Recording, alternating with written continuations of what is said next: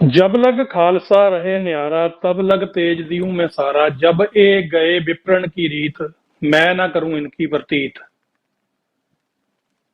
ਵਾਹਿਗੁਰੂ ਜੀ ਕਾ ਖਾਲਸਾ ਵਾਹਿਗੁਰੂ ਜੀ ਕੀ ਫਤਿਹ। ਮੈਂ ਆਪ ਜੀ ਦਾ ਹੋਸਟ ਮਨਵੀਰ ਸਿੰਘ ਪ੍ਰੋਗਰਾਮ ਦਿਲ ਦੀਆਂ ਗੱਲਾਂ ਲੈ ਕੇ ਆਪ ਦੀ ਕਚਹਿਰੀ ਦੇ ਵਿੱਚ ਇੱਕ ਵਾਰ ਫੇਰ ਹਾਜ਼ਰ ਹਾਂ ਜੀ। ਸਟੂਡੀਓ ਦੀਆਂ ਘੜੀਆਂ ਦੇ ਮੁਤਾਬਕ ਨਿਊਯਾਰਕ ਟਾਈਮ ਠੀਕ ਦੁਪਹਿਰ ਦੇ 12 ਵਜੇ ਨੇ ਔਰ ਖਾਲਿਸਤਾਨ ਦੇ ਸਮੇਂ ਅਨੁਸਾਰ ਇਸ ਵਕਤ 9:30 ਹੋਏ ਨੇ। ਸੋ ਪ੍ਰੋਗਰਾਮ ਸ਼ੁਰੂ ਕਰਨ ਤੋਂ ਪਹਿਲਾਂ ਮੈਂ ਆਪ ਸਭ ਦਾ ਸਵਾਗਤ ਕਰਦਾ ਜੀ ਇਸ ਪ੍ਰੋਗਰਾਮ ਦੇ ਵਿੱਚ। ਔਰ ਇਹ ਪ੍ਰੋਗਰਾਮ ਜਿਹੜਾ ਹਰ ਰੋਜ਼ ਟੀਵੀ 84 ਤੋਂ ਤੁਹਾਡੀ ਸੇਵਾ ਦੇ ਵਿੱਚ ਜਿਹੜਾ ਉਹ ਸੋਮਵਾਰ ਤੋਂ ਸ਼ੁੱਕਰਵਾਰ ਤੱਕ ਲਾਈਵ ਕੀਤਾ ਜਾਂਦਾ ਜੀ। ਪ੍ਰੋਗਰਾਮ ਦੇ ਵਿੱਚ ਹਿੱਸਾ ਲੈਣ ਲਈ ਤੁਸੀਂ ਪ੍ਰੋਗਰਾਮ ਸ਼ੁਰੂ ਹੋਣ ਦੇ ਕੋਈ 25 ਕੁ ਮਿੰਟ ਬਾਅਦ ਜਿਹੜੇ ਸਕਰੀਨ ਦੇ ਉੱਤੇ ਨੰਬਰ ਆਉਣਗੇ ਉਹਨਾਂ ਦੇ ਉੱਤੇ ਕਾਲ ਜਿਹੜੀ ਆ ਉਹ ਕਰ ਸਕਦੇ ਹੋ। ਸਿੱਧੀ ਕਾਲ ਵੀ ਕਰ ਸਕਦੇ ਹੋ, ਵਟਸਐਪ ਕਾਲ ਵੀ ਕਰ ਸਕਦੇ ਹੋ ਔਰ ਵਟਸਐਪ ਦੇ ਉੱਤੇ ਮੈਸੇਜ ਵੀ ਕਰ ਸਕਦੇ ਹੋ। ਅਸੀਂ ਆਪਣਾ ਸੁਭਾਗ ਸਮਝਾਂਗੇ ਕਿ ਤੁਹਾਡੇ ਸੁਝਾਅ ਜਾਂ ਤੁਹਾਡੇ ਸਵਾਲ ਜਿਹੜੇ ਨੇ ਉਹ ਪ੍ਰੋਗਰਾਮ ਦੇ ਵਿੱਚ ਸ਼ਾਮਲ ਕੀਤੇ ਜਾਣ। ਔਰ ਅੱਜ ਦੀ ਇਸ ਚਰਚਾ ਦਾ ਵਿਸ਼ਾ ਰਹੇਗਾ ਜਿਹੜਾ ਧਰਾਤਲ ਦੀ ਸਿੱਖ ਰਾਜਨੀਤੀ ਅਤੇ ਚੁਣੌਤੀਆਂ। ਔਰ ਇਸ ਚਰਚਾ ਦੇ ਲਈ ਅੱਜ ਸਾਡੇ ਨਾਲ ਜਿਹੜੇ ਸਾਡੇ ਮਹਿਮਾਨ ਜੁੜੇ ਨੇ ਉਹ ਨੇ USA ਤੋਂ ਸਰਦਾਰ ਬੂਟਾ ਸਿੰਘ ਖੜੌਂਦ। ਸਰਦਾਰ ਬੂਟਾ ਸਿੰਘ ਖੜੌਂਦ ਸ਼੍ਰੋਮਣੀ ਅਕਾਲੀ ਦਲ ਅੰਮ੍ਰਿਤਸਰ ਦੇ ਨਾਰਥ ਅਮਰੀਕਾ ਦੇ ਕਨਵੀਨਰ ਨੇ ਔਰ ਬੜੇ ਲੰਮੇ ਸਮੇਂ ਤੋਂ ਜਿਹੜਾ ਸਿੱਖ ਕੌਮ ਦੇ ਹੱਕਾਂ ਦੇ ਲਈ ਤੇ ਸਿੱਖ ਕੌਮ ਦੀ ਆਜ਼ਾਦੀ ਦੇ ਲਈ ਬੜੀ ਵਚਨਬੱਧਤਾ ਦੇ ਨਾਲ ਸਰਗਰਮ ਨੇ।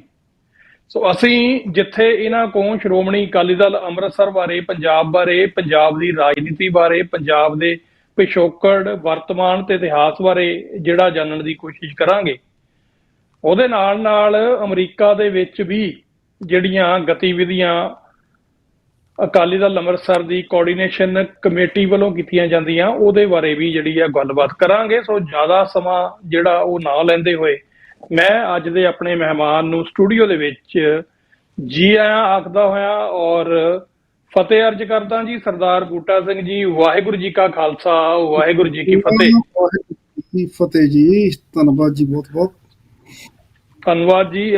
ਸਰਦਾਰ ਬੂਟਾ ਸਿੰਘ ਜੀ, ਜਿਵੇਂ ਅਸੀਂ ਅੱਜ ਗੱਲ ਕਰ ਰਹੇ ਹਾਂ, ਜੂਨ ਦਾ ਮਹੀਨਾ ਚੱਲ ਰਿਹਾ ਔਰ ਸਿੱਖਾਂ ਦੀ ਨਸਲਕੁਸ਼ੀ ਜਿਹੜੀ ਆ ਉਹ 41 ਸਾਲ ਪਹਿਲਾਂ ਜਿਹੜੀ ਉਹ ਐਲਾਨੀਆ ਤੌਰ ਤੇ ਭਾਰਤੀ ਸਰਕਾਰ ਨੇ ਸਿੱਖਾਂ ਨੂੰ ਇੱਕ ਸਟੇਟ ਆਫ ਵਾਰ ਦੇ ਵਿੱਚ ਪਾਇਆ। ਪਰ ਉਸ ਤੋਂ ਪਹਿਲਾਂ ਵੀ ਜਦੋਂ ਅਸੀਂ ਸਿੱਖ ਰਾਜਨੀਤੀ ਦੀ ਗੱਲ ਕਰਦੇ ਹਾਂ, ਖਾਸ ਕਰਕੇ ਧਰਾਤਲ ਦੇ ਉੱਤੇ ਰਾਜਨੀਤੀ ਦੀ ਗੱਲ ਕਰਦੇ ਹਾਂ, ਜਿੱਥੋਂ ਮੇਰੀ ਮੁਰਾਦ ਆ ਕਿ ਪੰਜਾਬ ਦਾ ਉਹ ਖਿੱਤਾ ਜਿਹਦੀਆਂ ਹੱਦਾਂ ਅਫਗਾਨਿਸਤਾਨ ਤੋਂ ਲੈ ਕੇ ਚਾਈਨਾ ਤੇ ਇੱਧਰ ਯਮਨਾ ਤੱਕ ਹੁੰਦੀਆਂ ਸੀ।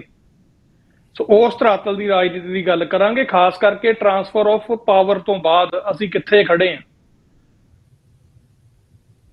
ਟਰਾਂਸਫਰ ਆਫ ਪਾਵਰ ਦੀ ਮੈਂ ਗੱਲ ਜਦੋਂ ਕਰਦਾ ਤਾਂ ਮੇਰੇ ਕਹਿਣ ਤੋਂ ਭਾਵ ਇਹ ਆ ਕਿ ਜਿਹਨੂੰ ਬਹੁਤ ਲੋਕ ਸੋ ਕਾਲਡ ਆਜ਼ਾਦੀ ਦੇ ਜਿਹੜਾ ਸੰਦਰਭ ਵਜੋਂ ਦੇਖਦੇ ਆ ਕਿ ਇਹ ਆਜ਼ਾਦੀ ਮਿਲੀ ਸੀ 1947 ਦੇ ਵਿੱਚ, ਪਰ ਅਸੀਂ ਸਮਝਦੇ ਹਾਂ ਕਿ ਆਜ਼ਾਦੀ ਵਾਲਾ ਕੋਈ ਉੱਥੇ ਕੰਮ ਨਹੀਂ, ਉਹ ਟਰਾਂਸਫਰ ਆਫ ਪਾਵਰ ਹੋਇਆ ਸੀ। ਸੋ ਉੱਥੋਂ ਲੈ ਕੇ ਹੁਣ ਤੱਕ ਦਾ ਜਿਹੜਾ ਇਹ ਸਫ਼ਰ ਆ ਇਹਦੇ ਬਾਰੇ ਗੱਲ ਕਰਾਂਗੇ। ਸਭ ਤੋਂ ਪਹਿਲਾਂ ਤਾਂ ਸਰਦਾਰ ਬੂਟਾ ਸਿੰਘ ਜੀ, ਧਰਾਤਲ ਦੀ ਸਿੱਖ ਰਾਜਨੀਤੀ ਤੇ ਚੁਣੌਤੀਆਂ, ਇਹਦੇ ਉੱਤੇ ਤੁਹਾਡੇ ਮੁੱਢਲੇ ਵਿਚਾਰ ਸਾਡੇ ਨਾਲ ਜ਼ਰੂਰ ਸਾਂਝੇ ਕਰੋ ਜੀ। ਸਾਰੇ ਸਰੋਤਿਆਂ ਨੂੰ ਜੀ, ਤੁਹਾਨੂੰ ਟੀਵੀ 84 ਨੂੰ ਵਾਹਿਗੁਰੂ ਜੀ ਕਾ ਖਾਲਸਾ ਵਾਹਿਗੁਰੂ ਜੀ ਕੀ ਫਤਿਹ ਜੀ। ਵਾਹਿਗੁਰੂ ਜੀ ਕੀ ਫਤਿਹ ਜੀ।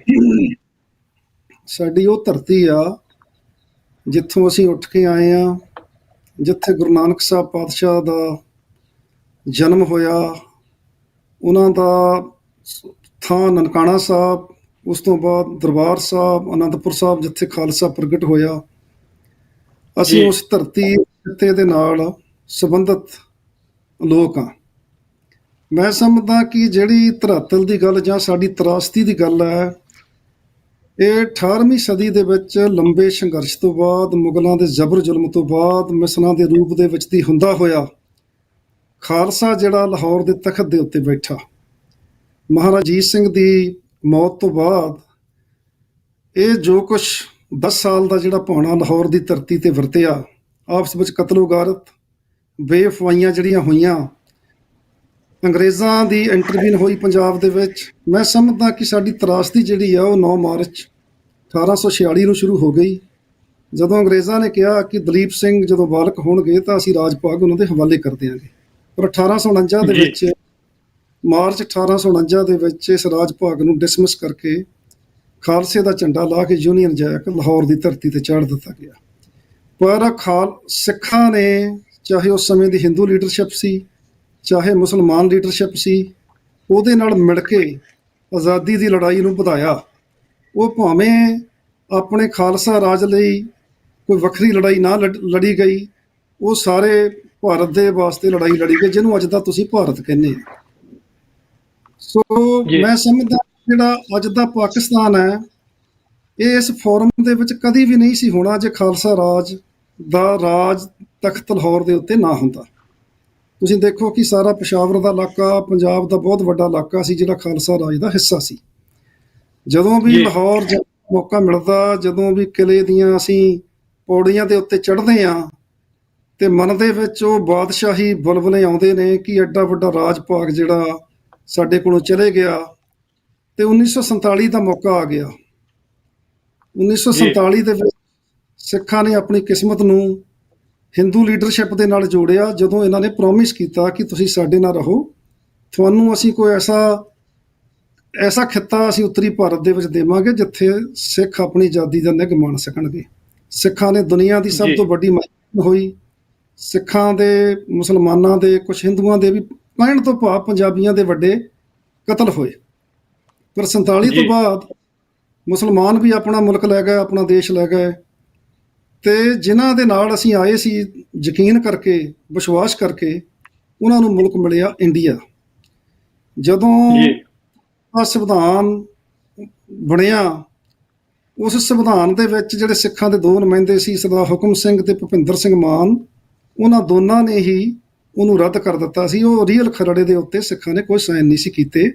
ਠੀਕ ਹੈ, ਉਸ 1950 ਤੋਂ ਹੁਣ ਤੱਕ ਸਿੱਖ ਜਿਹੜੇ ਅੰਡਰ ਪ੍ਰੋਟੈਸਟ ਜਿਹੜੇ ਨੇ ਉੱਥੇ ਰਹਿੰਦੇ ਆ ਰਹੇ ਨੇ, ਇਲੈਕਸ਼ਨ ਵੀ ਲੜਦੇ ਨੇ ਤੇ ਆਪਣਾ ਜੀਵਨ ਵੀ ਬਤੀਤ ਕਰਦੇ ਆ ਰਹੇ ਨੇ। ਭਾਰਤ ਦੇ ਅੰਦਰ ਜਦੋਂ ਬੋਲੀ ਦੇ ਉੱਤੇ ਸੂਬੇ ਬਣਨ ਲੱਗੇ ਤੇ ਜਦੋਂ ਪੰਜਾਬੀ ਸੂਬੇ ਦੀ ਮੰਗ ਕੀਤੀ ਗਈ, ਉਹ ਵੀ ਠੁਕਰਾ ਦਿੱਤੀ ਗਈ। ਈਵਨ ਉਹਨੂੰ ਕੁਚਲਣ ਵਾਸਤੇ 1955 ਦੇ ਵਿੱਚ ਦਰਬਾਰ ਸਾਹਿਬ ਦੇ ਉੱਤੇ ਅਟੈਕ ਕਰਨਾ, ਈਵਨ 1955 ਦੇ ਵਿੱਚ ਵੀ ਇਹ ਕਹਿ ਦੇਣਾ ਪੰਜਾਬੀ ਸੂਬਾ ਜਿੰਦਾਵਰ ਦੇ ਉੱਤੇ ਵੀ ਪਾਬੰਦੀ ਲਾ ਦਿੱਤੀ ਗਈ ਸੀ। ਇਹ ਆਜ਼ਾਦੀ ਦੇਣ ਤਾਂ ਦੂਰ ਦੀ ਗੱਲ ਸੀ, ਤੁਹਾਨੂੰ ਸਪੈਸ਼ਲ ਖਿੱਤਾ ਦੇਣ ਦੀ ਤਾਂ ਦੂਰ ਦੀ ਗੱਲ ਸੀ, ਆਟੋਨਮੀ ਤਾਂ ਦੂਰ ਦੀ ਗੱਲ ਸੀ। ਇੱਕ ਜਿਹੜਾ ਸੰਵਿਧਾਨ ਦੇ ਫਰੇਮ ਥੱਲੇ ਆਉਂਦਾ ਸੀ, ਇੰਡੀਆ ਦੇ ਸੰਵਿਧਾਨ ਦੇ ਫਰੇਮ ਥੱਲੇ, ਉਹ ਵੀ ਦੇਣ ਤੋਂ ਕੋਰੀ ਨਾ ਕਰ ਦਿੱਤੀ ਗਈ। ਉਹ ਠੀਕ ਆ ਕਿ 1965 ਦੀ ਜੰਗ ਤੋਂ ਬਾਅਦ ਇਹਨਾਂ ਦੀ ਇੱਕ ਮਜਬੂਰੀ ਬਣੀ ਤੇ ਉੱਥੇ ਜਿਹੜਾ ਇੱਕ ਰੈਫਰੈਂਡਮ ਕਰਵਾਇਆ ਗਿਆ। ਬਹੁਤ ਪੰਜਾਬੀ ਹਿੰਦੂਆਂ ਨੇ, ਅਸੀਂ ਇਹ ਨਹੀਂ ਕਹਿ ਸਕਦੇ ਜਿਨ੍ਹਾਂ ਨੇ ਪੰਜਾਬੀ ਸੂਬੇ ਦੇ ਹੱਕ ਵਿੱਚ ਵੀ ਵੋਟ ਪਾਈ, ਪਰ ਬਹੁਤ ਵੱਡੇ ਹਿੱਸੇ ਨੇ ਆਪਣੀ ਪੰਜਾਬੀ ਬੋਲੀ ਨੂੰ ਛੱਡ ਕੇ ਹਿੰਦੀ ਬੋਲੀ ਲਿਖਾਈ, ਜਿਹਦੇ ਵਿੱਚੋਂ ਵੱਡੀ ਮਿਕਦਾਰ ਦੇ ਵਿੱਚ ਹਰਿਆਣਾ ਸਟੇਟ ਬਣੀ, ਹਿਮਾਚਲ ਸਟੇਟ ਬਣੀ ਤੇ ਉਹ ਪੰਜਾਬ ਨੂੰ ਵੀ ਕੱਟ-ਵੱਟ ਦਿੱਤਾ ਗਿਆ। ਜਿਹੜਾ ਸਤਲੁਜ ਤੋਂ ਬਾਹਰ ਦਾ ਇਲਾਕਾ ਪੈ ਸੀ, ਚਲੋ ਉਹ ਪੰਜਾਬ ਦੇ ਵਿੱਚ ਮਿਲਾ ਦਿੱਤਾ ਗਿਆ। ਅਸਲ ਖਾਲਸਾ ਰਾਜ ਦਾ ਜਿਹੜਾ ਹਿੱਸਾ ਬਚਿਆ, ਜਿਹੜਾ ਰੀਅਲ ਹਿੱਸਾ ਆ, ਉਹ ਜਾਂ ਅੱਜ ਸਤਲੁਜ ਤੋਂ ਪਾਰਲਾ ਦੁਆਬੇ ਦੀ ਧਰਤੀ ਆ, ਜਾਂ ਤੁਸੀਂ ਕਹਿ ਲਓ ਮਾਝੇ ਦੇ ਕੁਝ 2 ਜ਼ਿਲ੍ਹੇ ਨੇ, ਅੰਮ੍ਰਿਤਸਰ ਸਾਹਿਬ ਹੋ ਗਿਆ ਤੇ ਗੁਰਦਾਸਪੁਰ ਤੇ ਤਰਨਤਾਰਨ ਸਾਹਿਬ। ਇਹ ਰੀਅਲ ਜਿਹੜੀ ਧਰਤੀ ਆ, ਅਸਲ ਖਾਲਸਾ ਰਾਜ ਦੀ ਜਿਹੜੀ ਆ ਸਾਡੇ ਕੋਲ ਬਚੀ ਸੀਗੀ।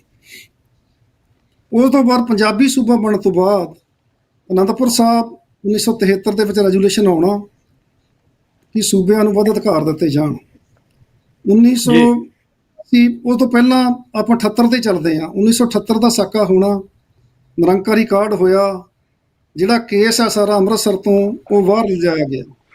ਜਦੋਂ ਤੁਹਾਨੂੰ ਇਨਸਾਫ ਨਾ ਮਿਲੇ, ਇਨਜਸਟਿਸ ਹੋਇਆ, 13 ਸ਼ਹੀਦੀਆਂ ਹੋਈਆਂ ਤੇ ਜਿਹੜਾ ਕੇਸ ਹਰਿਆਣੇ ਦੇ ਵਿੱਚ ਲੈ ਕੇ ਵੀ ਨਿਰੰਕਾਰੀ ਗਿਆ ਸੀ, ਉਹ ਬਰੀ ਹੋਣ ਤੋਂ ਬਾਅਦ ਇਹ ਕਹੇ ਕਿ ਸਿੱਖਾਂ ਦਾ ਗੁਰੂ ਤਾਂ 52 ਰਾਜੇ ਲੈ ਕੇ ਆਇਆ ਸੀ, ਮੈਂ ਤਾਂ 60 ਪਤਾ ਨਹੀਂ 62 ਜਿਹੜੇ ਆ ਉਹ ਛੁਡਵਾ ਕੇ ਬਾਹਰ ਲੈ ਕੇ ਆਇਆ। ਉਸ ਵੇਲੇ ਕੋਈ ਵੀ ਨਹੀਂ ਸੀ ਰਿਹਾ, ਕਿਉਂਕਿ ਸਾਰੀ ਸੰਤਾਂ ਦਾ ਕੰਮ ਸੀ ਧਰਮ ਨੂੰ ਚਲਾਉਣਾ, ਧਰਮ ਨੂੰ ਵਧਾਉਣਾ ਤੇ ਅੰਮ੍ਰਿਤ ਪਾਨ ਕਰਾਉਣਾ। ਇਹ ਉਹਨਾਂ ਦਾ ਕੰਮ ਸੀਗਾ, ਸੰਤ ਜਰਨੈਲ ਸਿੰਘ ਹੋਣਾ ਦਾ। 13 ਕਤਲਾਂ ਦਾ ਜੀ ਜਦੋਂ ਇਨਜਸਟਿਸ ਹੋਇਆ ਤੇ ਅਦਾਲਤ ਨੇ ਆਪਣਾ ਝੱਗਾ ਚੱਕ ਦਿੱਤਾ, ਕੋਈ ਇਨਸਾਫ ਨਾ ਹੋਇਆ। ਤੇ ਉਸ ਵੇਲੇ ਵੀ ਸਰਦਾਰ ਸਿਮਰਨਜੀਤ ਸਿੰਘ ਮਾਨ ਐਸਐਸਪੀ ਫਰੀਦਕੋਟ ਸਨ, ਜਦੋਂ ਸੰਤ ਬਾਬਾ ਜਰਨੈਲ ਸਿੰਘ ਉਹਨਾਂ ਨੂੰ ਪਹਿਲੀ ਵਾਰ ਮਿਲੇ।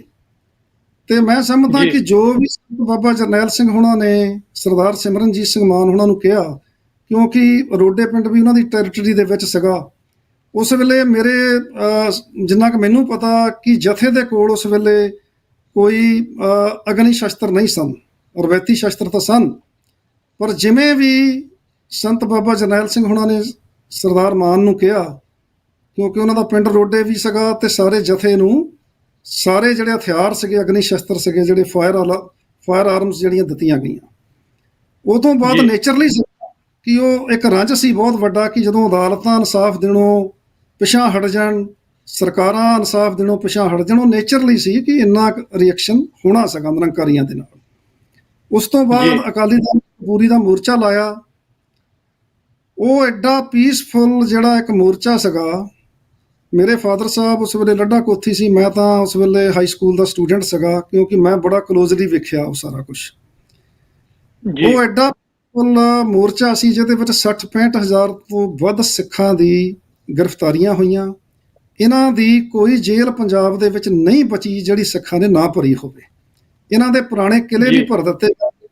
ਅਖੀਰ ਇਹਨਾਂ ਨੇ ਸੋਚਿਆ ਕਿ ਅਸੀਂ ਫਲੋਰ ਵਾਲੇ ਕਿਲੇ ਦੇ ਵਿੱਚ ਜਿਹੜੇ ਸਿੱਖਾਂ ਨੂੰ ਬੰਦ ਕਰੀਏ। ਜਦੋਂ ਉੱਥੋਂ ਪੁਲਿਸ ਨੇ ਕਿਹਾ ਕਿ ਇਹ ਕਿਲੇ ਦੇ ਬਾਹਰ ਮਹਾਰਾਜਾ ਰਣਜੀਤ ਸਿੰਘ ਦਾ ਨਾਂ ਲਿਖਿਆ ਹੋਇਆ, ਇਹ ਅਗਰ ਸਿੱਖ ਅੰਦਰ ਵੜ ਗਏ ਤੇ ਮੈਨੂੰ ਦੱਸੋ ਇਹ ਨਿਕਲਣਗੇ ਆਪਣੇ ਰਾਜੇ ਦੇ ਕਿਲੇ ਚੋਂ ਬਾਹਰ। ਅਖੀਰ ਇੰਦਰਾ ਜੀ ਗਾਂਧੀ ਦੀ ਇੱਕ ਪੁਰਾਣੀ ਜਿਹੜੀ ਬੇਈਮਾਨੀ ਚੱਲ ਰਹੀ ਸੀਗੀ, ਉਹ ਮੀਟਿੰਗਾਂ ਵੀ ਕਰ ਰਹੀ ਸੀਗੀ।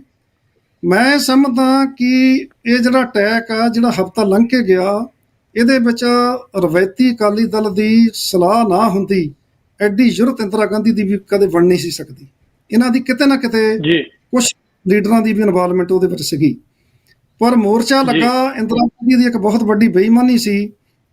ਉਹਨੇ ਸਾਰਾ ਹੁਕਮ ਚਾੜ ਦਿੱਤਾ ਕਿ ਜੇਲ੍ਹਾਂ ਦੇ ਵਿੱਚ ਜਿਹੜੇ ਸਿੱਖ ਨੇ ਉਹਨਾਂ ਨੂੰ ਸਰਕਾਰੀ ਰਾਸ਼ਨ ਨਾ ਮੁਹੱਈਆ ਕਰਾਇਆ ਜਾਵੇ, ਸਰਕਾਰੀ ਸਹੂਲਤਾਂ ਨਾ ਜੀ ਦਿੱਤੀਆਂ ਜਾਣ, ਜੇਲ੍ਹਾਂ ਦੇ ਦਰਵਾਜ਼ੇ ਖੋਲ੍ਹ ਦਿੱਤੇ ਗਏ। ਉਸ ਵੇਲੇ ਸੰਤ ਹਰਚੰਦ ਸਿੰਘ ਲੌਂਗੋਵਾਲ ਜਿਹੜੇ ਸੀਗੇ, ਭਾਵੇਂ ਇਸ ਮੋਰਚੇ ਦੇ ਵਿੱਚ ਬਹੁਤ ਵੱਡਾ ਸਪਿਰਿਟ ਸੰਤ ਬਾਬਾ ਜਰਨੈਲ ਸਿੰਘ ਹੋਣਾ ਨੇ ਭਰੀ, ਕਿਉਂਕਿ ਜਿੰਨੇ ਵੀ ਜਥੇ ਜਾਂਦੇ ਸਨ ਉਹਨਾਂ ਸਾਰਿਆਂ ਦਾ ਅਰਦਾਸਾ ਅਕਾਲ ਤਖਤ ਸਾਹਿਬ ਤੋਂ ਸੰਤ ਬਾਬਾ ਜਰਨੈਲ ਸਿੰਘ ਹੀ ਸੋਧਦੇ ਸਨ। ਮੋਰਚਾ ਭਾਵੇਂ ਅਕਾਲੀਆਂ ਨੇ ਲਾਇਆ, ਪਰ ਇਹਦਾ ਬਹੁਤ ਵੱਡਾ ਸਾਥ ਜਿਹੜਾ ਆ ਉਸ ਵੇਲੇ ਬਾਬਾ ਜਰਨੈਲ ਸਿੰਘ ਹੋਣਾ ਨੇ ਦਿੱਤਾ। ਇਸੇ ਕਰਕੇ ਮੋਰਚਾ ਕਾਮਯਾਬ ਹੋਇਆ, ਕਿਉਂਕਿ ਜਿਹੜੀ ਨੌਜਵਾਨੀ ਸੀ ਪੰਜਾਬ ਦੀ, ਉਸ ਵੇਲੇ ਉਹਨਾਂ ਨੇ ਸਾਰਾ ਵੱਡਾ ਵਿਸ਼ਵਾਸ ਜਿਹੜਾ ਆਪਣਾ ਪ੍ਰਗਟ ਸੰਤ ਬਾਬਾ ਜਰਨੈਲ ਸਿੰਘ ਹੋਣਾ ਦੇ ਉੱਤੇ ਕਰ ਦਿੱਤਾ ਸੀਗਾ। ਸੋ ਉਸ ਵੇਲੇ ਦੇ ਜਿਹੜੇ ਡਿਕਟੇਟਰ ਸੀਗੇ, ਮੋਰਚਾ ਡਿਕਟੇਟਰ ਸੰਤ ਲੌਂਗੋਵਾਲ, ਉਹਨਾਂ ਨੇ ਇਹ ਸੁਨੇਹਾ ਭੇਜਿਆ ਵੀ ਜਿੰਨੀਆਂ ਵੀ ਜੇਲ੍ਹਾਂ ਇਹਨਾਂ ਨੇ ਓਪਨ ਕਰ ਦਿੱਤੀਆਂ ਨੇ ਤੇ ਤੁਸੀਂ ਇਹ ਸਾਰੇ ਜੇਲ੍ਹਾਂ ਤੋਂ ਬਾਹਰ ਆ ਜਾਓ। ਉਸ ਤੋਂ ਬਾਅਦ ਮੋਰਚਾ ਲੱਗਾ 72 ਘੰਟੇ ਦਾ, 48 ਘੰਟੇ ਦਾ, ਕਿਉਂਕਿ ਇਹ 1983 ਦੇ ਅਕਤੂਬਰ ਮਹੀਨੇ ਦੇ ਵਿੱਚ ਇੰਦਰਾ ਗਾਂਧੀ ਨੇ ਜਿਹੜੀਆਂ ਜੇਲ੍ਹਾਂ ਨੇ ਓਪਨ ਕਰ ਦਿੱਤੀਆਂ ਸੀਗੀਆਂ ਵੀ ਸਰਕਾਰੀ ਰਾਸ਼ਨ ਸਾਰਾ ਬੰਦ ਕਰ ਦਿੱਤਾ ਜਾਵੇ। ਬੇਸਿਕਲੀ ਇਹਨਾਂ ਕੋਲ ਜਗ੍ਹਾ ਨਹੀਂ ਸੀ ਪੰਜਾਬ ਵਿੱਚ ਕੋਈ ਬਚੀ ਜਿੱਥੇ ਜੇਲ੍ਹਾਂ ਭਰ ਸਕਣ। ਇਹ ਅਕਤੂਬਰ 1983 ਤੋਂ ਚੱਲਦਾ 72 ਘੰਟੇ ਦਾ ਮੋਰਚਾ, 48 ਘੰਟੇ ਦਾ ਮੋਰਚਾ, 24 ਘੰਟੇ ਦੇ ਮੋਰਚੇ ਵੀ ਰਹੇ, ਰਸਤੇ ਵੀ ਰੋਕੇ ਗਏ। ਜੀ ਇੱਕ ਸੁਨੇਹਾ ਆਉਂਦਾ ਸੀ ਤਾਂ ਰੇਲਾਂ ਰੁਕ ਜਾਂਦੀਆਂ ਸੀ ਤੇ ਰਸਤੇ ਰੁਕ ਜਾਂਦੇ ਸੀ।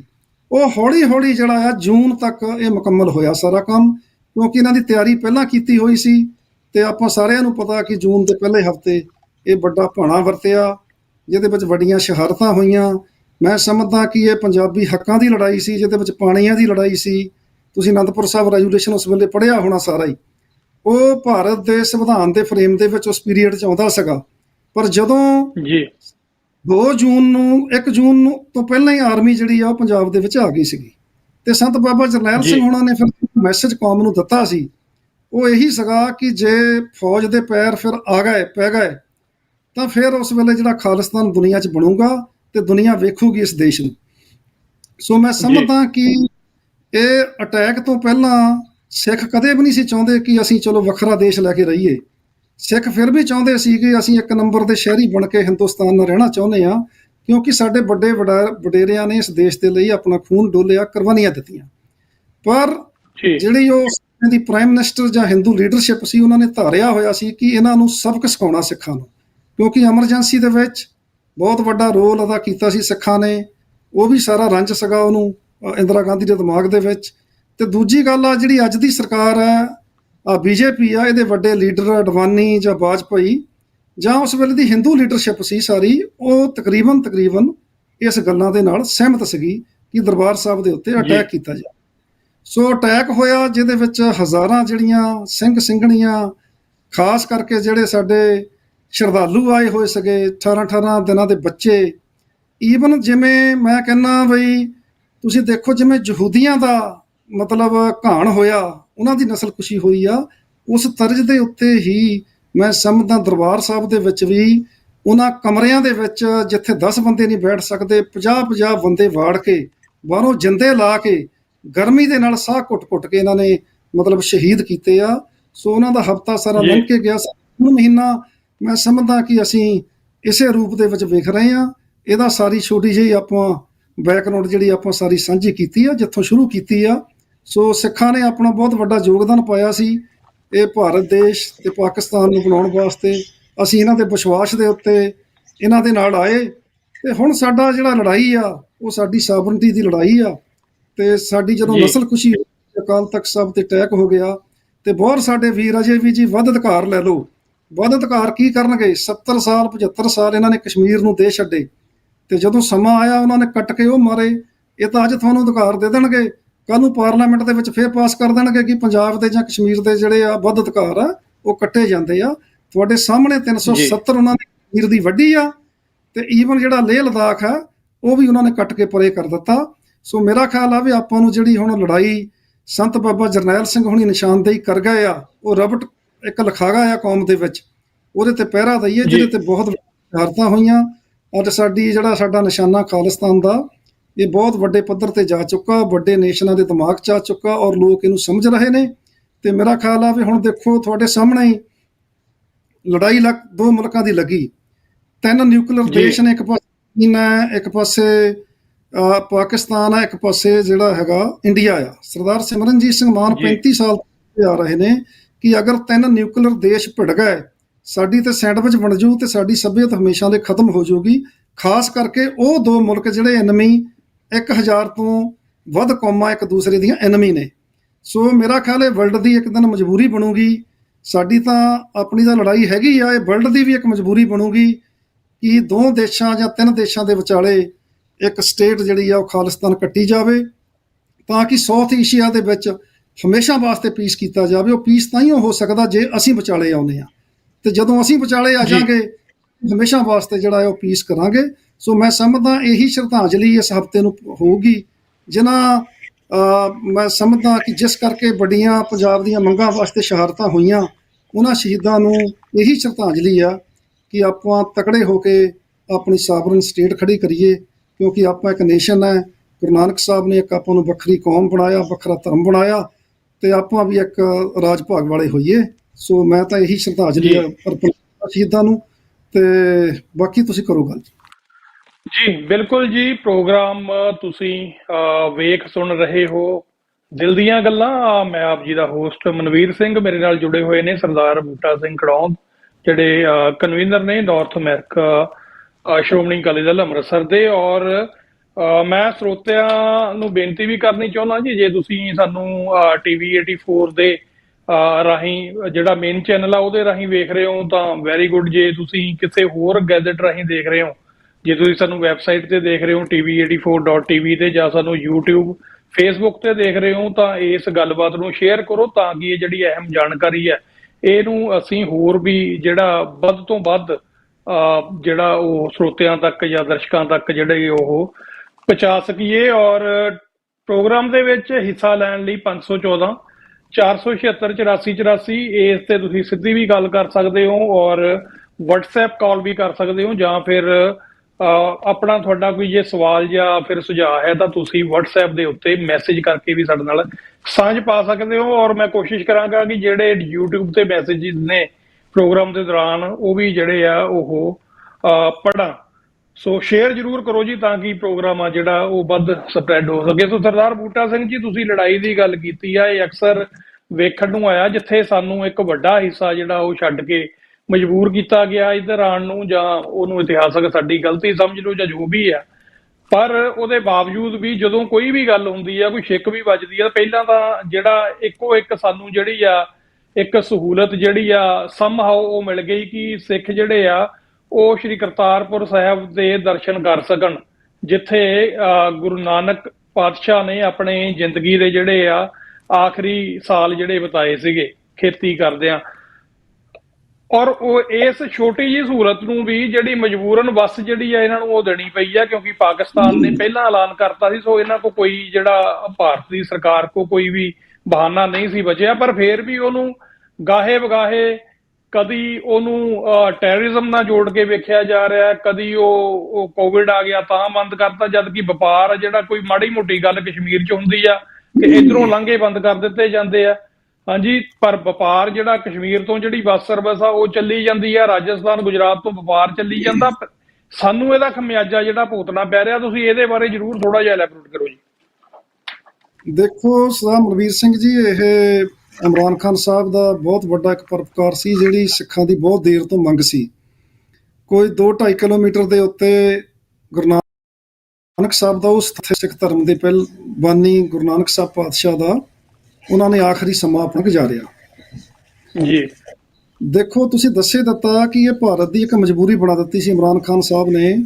ਇਹ ਸ਼ੁਰੂ ਕਰਕੇ ਇਹਦੀ ਸ਼ੁਰੂਆਤ ਕਰਕੇ ਭਾਰਤ ਨੂੰ ਇਹ ਮਜਬੂਰੀ ਦੇ ਵਿੱਚ ਖੋਲ੍ਹਣਾ ਪਿਆ।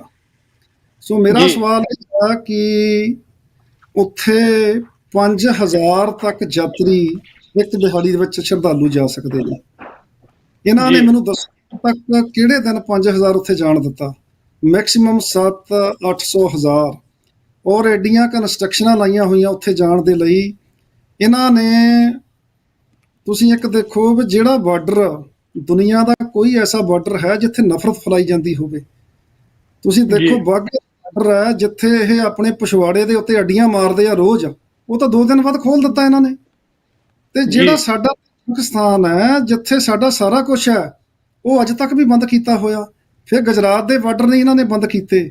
ਮੈਂ ਸਮਝਦਾ ਕਿ ਕੋਰੀਡੋਰ ਖੁੱਲ੍ਹਣ ਤੋਂ ਬਾਅਦ ਸਿੱਖਾਂ ਦਾ ਜਿਹੜਾ ਤੇਹ ਪਿਆਰ ਹੈ ਉਹ ਗੁਰੂ ਨਾਨਕ ਸਾਹਿਬ ਦੀ ਧਰਤੀ ਨਾਲ ਜਾਗਿਆ।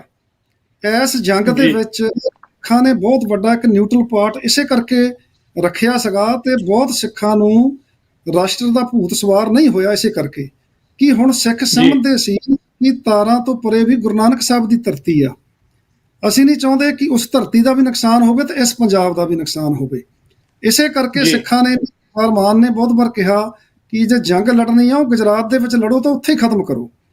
ਸੋ ਮੈਂ ਸਮਝਦਾ ਇਹ ਜਿਹੜਾ ਕੋਰੀਡੋਰ ਹੈ ਇਹ ਖੋਲ੍ਹਣਾ ਬਹੁਤ ਜ਼ਰੂਰੀ ਆ। ਅਸੀਂ, ਮੇਰੀਆਂ ਬੱਚੀਆਂ ਵੀ ਮੇਰੇ ਨਾਲ ਹੀ ਸੀਗੀਆਂ, ਕਿਉਂਕਿ ਅਸੀਂ ਜੂਨ ਦੀ ਐਡਵੋਕੇਸੀ ਕਰਨ ਵਾਸਤੇ ਵਾਸ਼ਿੰਗਟਨ DC ਦੇ ਵਿੱਚ 3 ਦਿਨ ਰਹੇ ਹਾਂ, 4, 5 ਤੇ 6 ਨੂੰ US ਫਲੋਰ ਵਿੱਚ ਸ਼ਹੀਦਾਂ ਦੀ ਯਾਦ ਦੇ ਵਿੱਚ ਅਰਦਾਸ ਸੀ। ਉਹ ਤੋਂ ਪਹਿਲਾਂ ਮੈਂ ਬੱਚੀਆਂ ਦੇ ਨਾਲ ਜਿਹੜਾ ਮੈਨੂੰ ਕਾਂਗਰਸਮੈਨਾਂ ਦੇ ਦਫ਼ਤਰਾਂ, ਸੈਨੇਟਰਾਂ ਦੇ ਦਫ਼ਤਰਾਂ, ਸਿਰਫ ਹੋਰ ਕਈ ਦਫ਼ਤਰਾਂ ਦੇ ਵਿੱਚ ਜਾਣ ਦਾ ਮੌਕਾ ਮਿਲਿਆ। ਅਸੀਂ ਉੱਥੇ ਜਿੱਥੇ ਅਸੀਂ ਆਪਣੀ ਸੱਭਿਅਤ ਜਿਹੜੀ ਆ ਉਹ 2 ਨਿਊਕਲੀਅਰਾਂ 'ਚ ਫਸੀ ਹੋਈ ਆ, ਸਾਵਰਨ ਸਟੇਟ ਦੀ ਗੱਲ ਕੀਤੀ ਆ, ਉੱਥੇ ਅਸੀਂ ਨਾਲੋਂ ਨਾਲ ਕੋਰੀਡੋਰ ਦਾ ਵੀ ਮੈਮੋਰੈਂਡਮ ਦਿੱਤਾ ਕਿ ਜਿਹੜਾ ਕਰਤਾਰਪੁਰ ਸਾਹਿਬ ਕੋਰੀਡੋਰ ਆ ਉਹਨੂੰ ਖੋਲ੍ਹਿਆ ਜਾਵੇ, ਤਾਂ ਕਿ ਜਿਹੜਾ ਸਾਡਾ ਪਿਆਰ ਹੈ ਉਸ ਧਰਤੀ ਦੇ ਨਾਲ ਬਣਿਆ ਰਹੇ, ਕਿਉਂਕਿ ਇਹ ਤਾਂ ਬਹਾਨੇ ਲੱਭਦੇ ਨੇ ਕੋਰੀਡੋਰ ਨੂੰ ਬੰਦ ਕਰਨ ਦੇ।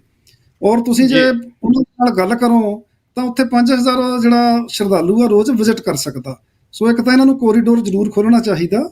ਸੋ ਉਹ ਇਹਨਾਂ ਨੇ ਜਾਣ ਬੰਦ ਕੀਤਾ ਹੋਇਆ। ਗੁਜਰਾਤ ਦੇ ਬਾਰਡਰ ਨਹੀਂ ਬੰਦ ਕੀਤੇ, ਤੇ ਜਿਹੜੇ ਬਾਰਡਰ ਤੇ ਨਫ਼ਰਤ ਫੈਲਾਈ ਜਾਂਦੀ ਆ ਰੋਜ਼, ਉਹ 2 ਦਿਨ ਬਾਅਦ ਹੀ ਖੋਲ੍ਹ ਦਿੱਤਾ ਗਿਆ।